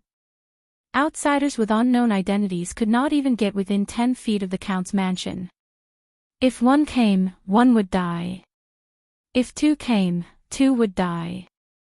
When he went out, there was no lack of masters in the palace. He was not afraid even if a grandmaster came, so why should he worry about his safety? "You are going to hold the Heroes' Assembly in the capital?" Princess Royal Highness's thoughts jumped a lot today. Li Yi was a little puzzled, but he still nodded and said, "There is still 1.5 months left. You want to participate too?" Li Yi looked at her. If she really had this idea, he had to persuade her to give it up as soon as possible. The leader of the alliance was decided internally. For this reason, Mississippi Lu had even invited her second granduncle. As for the others, they just needed to participate and not think too much. "How old is your second daughter?" Princess Royal Highness looked into the distance and asked inexplicably. "How old?" Unexpectedly, Princess Royal Highness's thoughts jumped again. Li Yi was stunned for a moment. He really did not know. The key was that he had no concept of this before. But when she taught him how to ride a horse last time, he vaguely felt that it should be B, or C. "Why do you ask this?" Li Yi was a little vigilant. It could not be.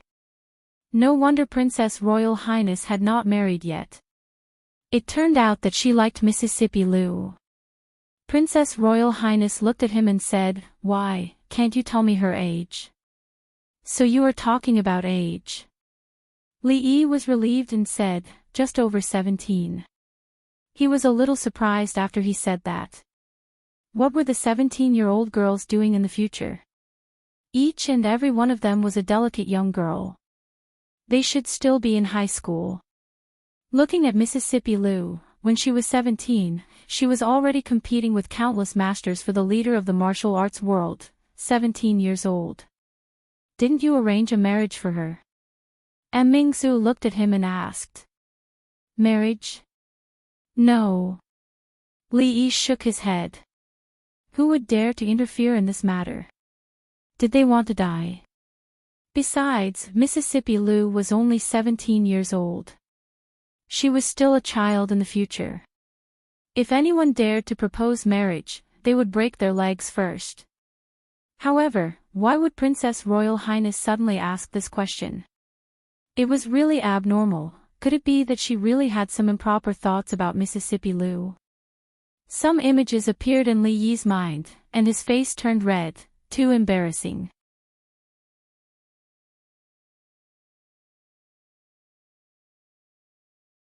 Chapter 5:12. Why are you suddenly asking about this?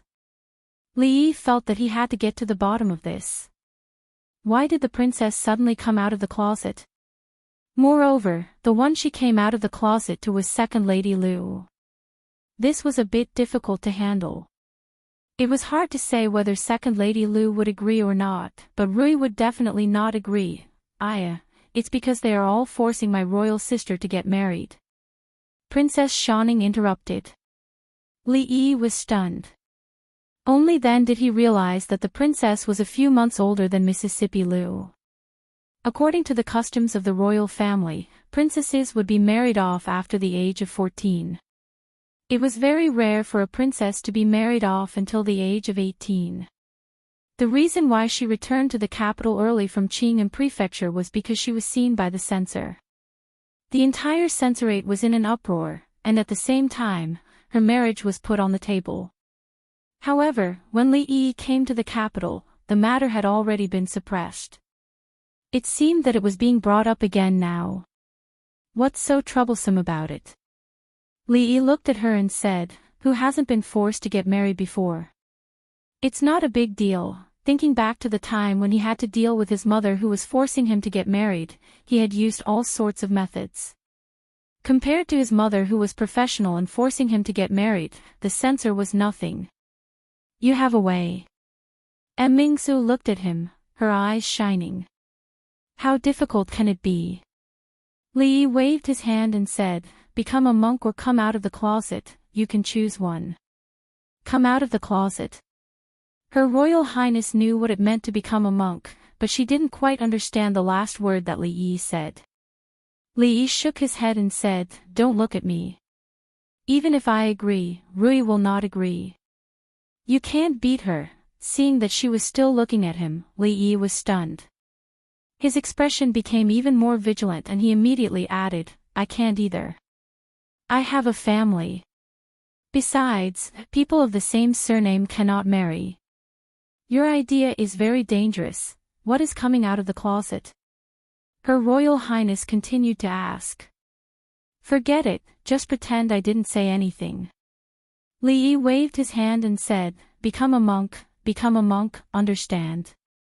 His Majesty is ill. As the eldest princess, shouldn't you pray for His Majesty? Eat vegetarian and pray to Buddha, do good every day. No, your Li family believes in Buddhism, so you should sincerely cultivate Taoism and do good deeds. As long as His Majesty's health is not good, you should not return to secular life. Li Yi looked at her and said, I promise that in this way, those censors will not dare to say anything. The entire court, including His Majesty, will not say anything. In order to pray for His Majesty, Her Royal Highness was willing to become a nun with her noble status. How filial was this? The imperial censors could not wait to praise her. If anyone dared to speak carelessly and cause trouble, the old emperor would not even need to do anything. The spit of the people in the world would drown them to death. The princess looked at him with a slightly hesitant expression. Li Yi continued, of course, it's easy to become a nun, but it's hard to return to secular life. If you don't like this method, it's okay. We have a plan B. His Majesty is ill and powerful enemies are eyeing him covetously. The country is suffering from internal and external troubles. As the eldest princess of the country, she worries about His Majesty and the affairs of the country. As she worries more and more, she becomes ill and becomes intermittent hysteria. When she is ill, she likes to draw her sword and cut people. She won't stop until she sees blood. In this way, no one will dare to marry you. Li Yi was very experienced in this matter. All the civil and military officials in the court knew that Uncle Li suffered from intermittent hysteria. He would go crazy when he was stimulated. Her Royal Highness was so close to him that it was normal for her to get this disease accidentally. Don't worry that no one will believe it. I'm familiar with the Imperial Physician Bureau. It's very easy to make a certificate. You've already used this method, Mingsu looked at him and said. It's because I've used it before that it works. Seeing that she didn't seem to like this method, Li Yi thought for a while and said, if you don't like the first two methods, you can only use Plan C, which censor is the most troublesome. Hire some assassins to kill him. Li Yi looked at her and gently scratched his neck with one hand. He said, what do you think? Simple and violent. Once and for all. Are you very tempted? These are the methods.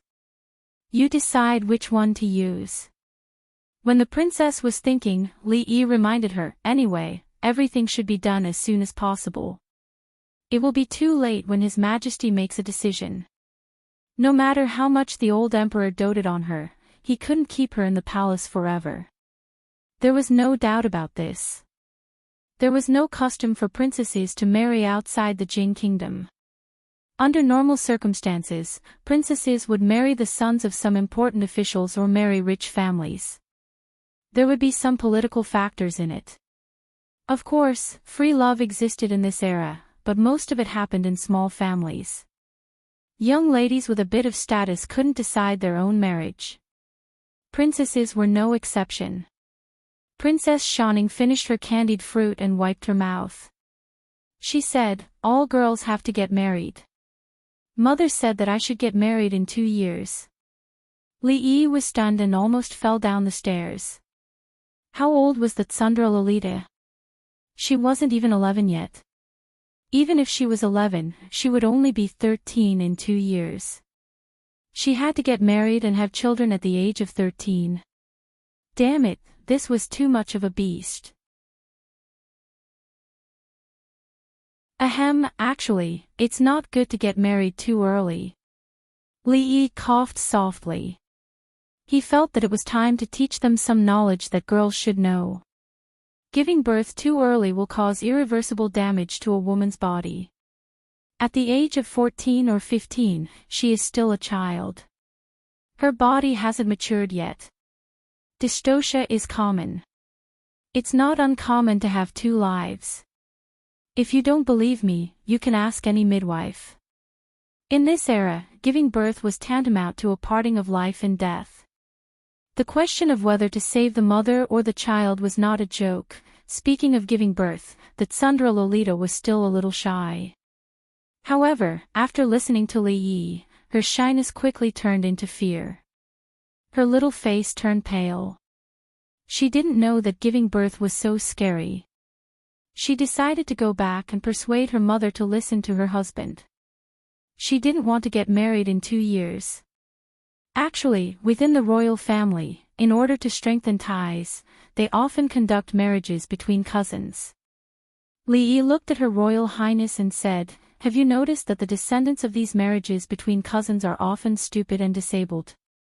Li Mingzu thought about it and showed some surprise on her face.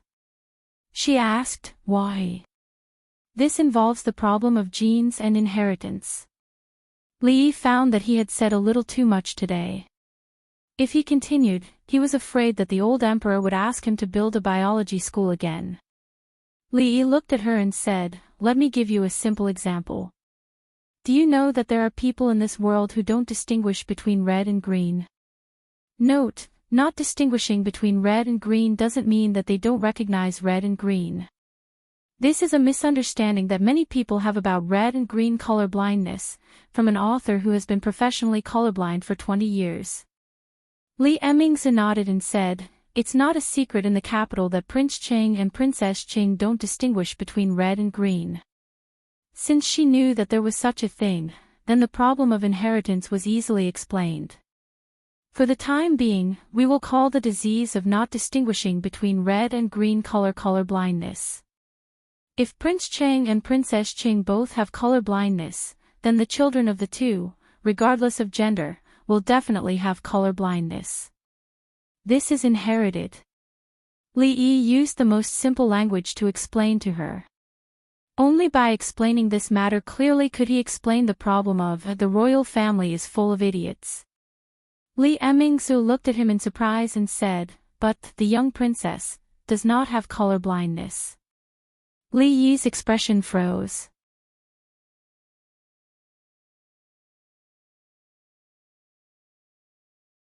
Chapter 5:13. Young princess, you don't have color blindness. Li Yi finally came to his senses. He looked at Li Mingzhu and asked, "Are you sure?"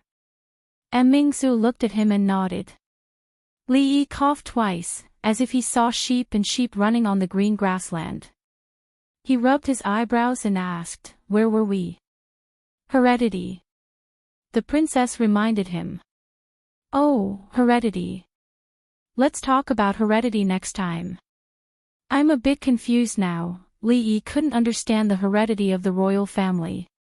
He shook his head and said, "In short, the consequences of marriage between cousins are more serious than marriage between people with the same surname.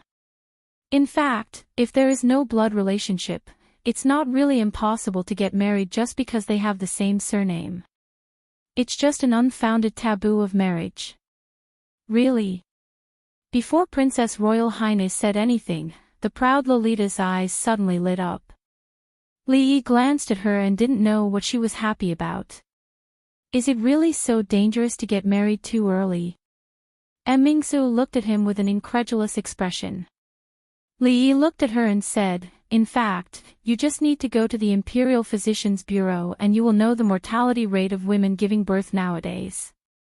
A major reason is that the childbearing age is too young. The pelvis is not fully grown, so the fetus can't give birth smoothly. Often, 2 lives are lost." He was not exaggerating. There was data that showed that the mortality rate of pregnant women in ancient times was 30 to 40%. Giving birth was no less than a separation of life and death. Of course, there were reasons for this, such as the underdeveloped medical level and poor awareness of hygiene, but early marriage and early childbearing was definitely the most important factor. However, the national conditions were like this. The people thought that having more children would bring more blessings. The officials wanted to improve their performance. If they didn't want to have children, they would help them. The king wanted more people, so the legal age of marriage was lowered again and again. Under such a major premise, if women in the Jing kingdom were still unmarried at the age of 17 or 18, what would happen? Li Yi couldn't change this kind of thing, but Her Royal Highness was different. She was a woman and the eldest princess of the Jing kingdom. Her mother was the current empress, the chairwoman of the Women's Federation and the chairwoman of the Women's Committee of the Jing kingdom. She was the motherly model of the world. It was their responsibility to seek for the welfare of women. That's right, his underwear store was about to open. Should he send a few pieces to the palace to set the trend? "I'm going to the Imperial Physicians Bureau now." Li Yi's words made her extremely frightened, so she stopped and said, "Ah, I'm not leaving the palace." The proud Lolita had a disappointed look on her face, but she knew that her royal sister had something important to do, so she said with a bitter face, "Let's wait until tomorrow." Mingzhu said, then she turned around and hurriedly walked towards the direction of the Imperial Physicians Bureau. Watching Her Royal Highness leave, Li Yi was about to go home when the Tsundra Lolita grabbed his sleeve. "I can't take you out of the palace," Li Yi said helplessly. Abducting the princess of a kingdom was a serious crime. Without the approval of the old emperor, the imperial guards at the entrance of the palace had the power to execute him on the spot. I want to ask you a question. The Tsundere Lolita looked down at her toes and said with a red face. And, go ahead. She didn't even call him Mr. It seemed that her question wouldn't be easy to answer. Did you just say that people with the same surname can get married? The Tsundere Lolita said in a low voice. Same sex. It should be possible. Li thought for a while, then nodded and said. Liking men or liking women was a person's freedom, and others had no right to interfere. As a young man with advanced thinking, Li wasn't gay, and he didn't care if others were gay or not. Then can I marry you in the future? The Tsundere Lolita suddenly raised her head and looked at Li with her eyes wide open. Since she was going to get married in the future, why not marry Mr.? If she married Mr., she would have endless delicious food to eat and fun to play. She could go shopping and listen to plays.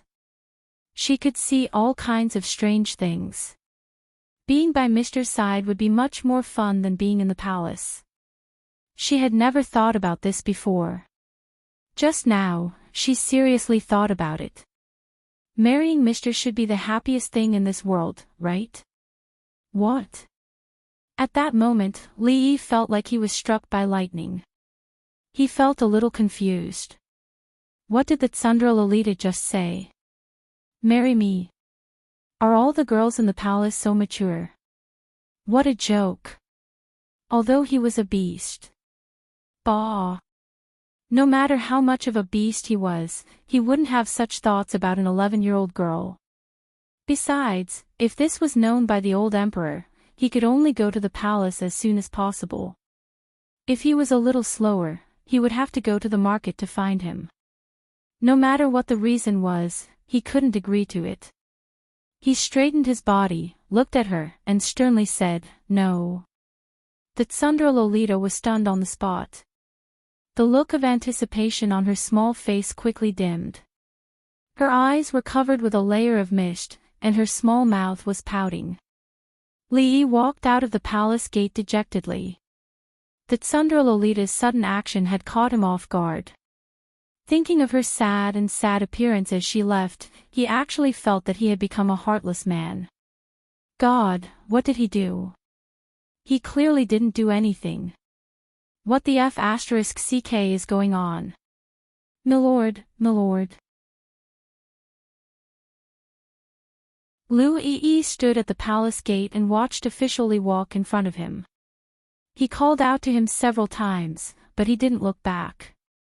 Lu Yi scratched his head in puzzlement, turned around, and stepped into the palace gate. Not far from the palace gate, there were countless young people dressed as scholars standing under a high wall. Their exclamations were endless. There's me. I'm on the list. I can enter the Academy of Mathematics.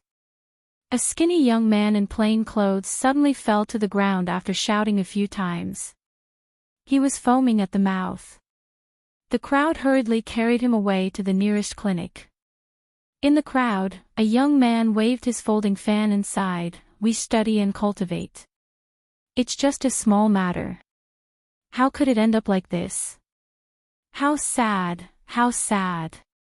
Brother Chin." A person beside him looked at the red list and said with a trembling voice.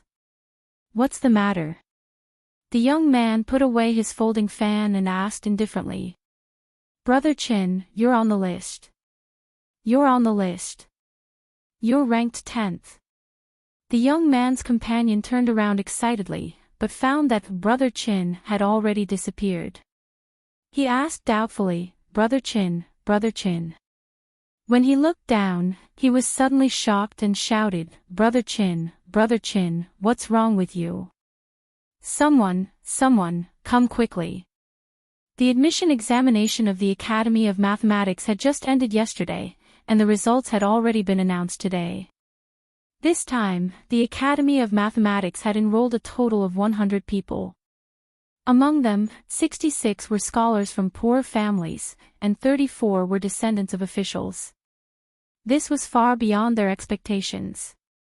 Whether it was the imperial examination or other examinations, when did scholars from poor families surpass these people? Could it be that the spring that belonged to the poor families was finally coming? The examination questions were set by County Uncle Lee. As the supervisor of the Academy of Mathematics, County Uncle Lee not only took care of them on the examination questions, but also threatened to resign in the imperial court to ensure that enough scholars from poor families could enter the Academy of Mathematics. To them, this was a great kindness.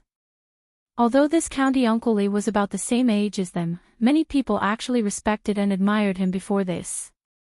At this moment, countless scholars from poor families thought of the County Uncle Lee that they had never met before, and they bowed in a certain direction at the same time. In the courtyard of the Lee mansion, Xiao Huan held her chin with one hand and looked at her son-in-law, who had been unhappy for a long time. She couldn't help but worry in her heart. Li Yi hadn't recovered from the shock brought by the Tsundere Lolita. What did she mean by marrying him? She was just a child. Could it be that this pretty boy was so handsome that he could kill anyone, regardless of gender or age? Xiao Huan. He turned around and looked at the little servant girl. Son-in-law, I'm here. Xiao Huan was refreshed and immediately sat up straight. Son-in-law is very likable, isn't he? Li Yi looked at her and asked seriously. The little servant girl was stunned for a moment. After a moment, she carefully stretched out her hand and touched Li Yi's forehead. After withdrawing her hand, she immediately turned around and ran back to the room. Miss, it's bad. Son-in-law is sick. You're tuning into the LoveLore Library YouTube channel.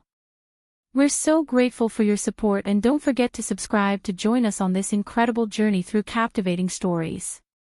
Your generosity through donations truly makes a world of difference, as it's the primary source of revenue that allows me to expand and enhance this channel for you. Thank you from the bottom of my heart for being a part of this adventure.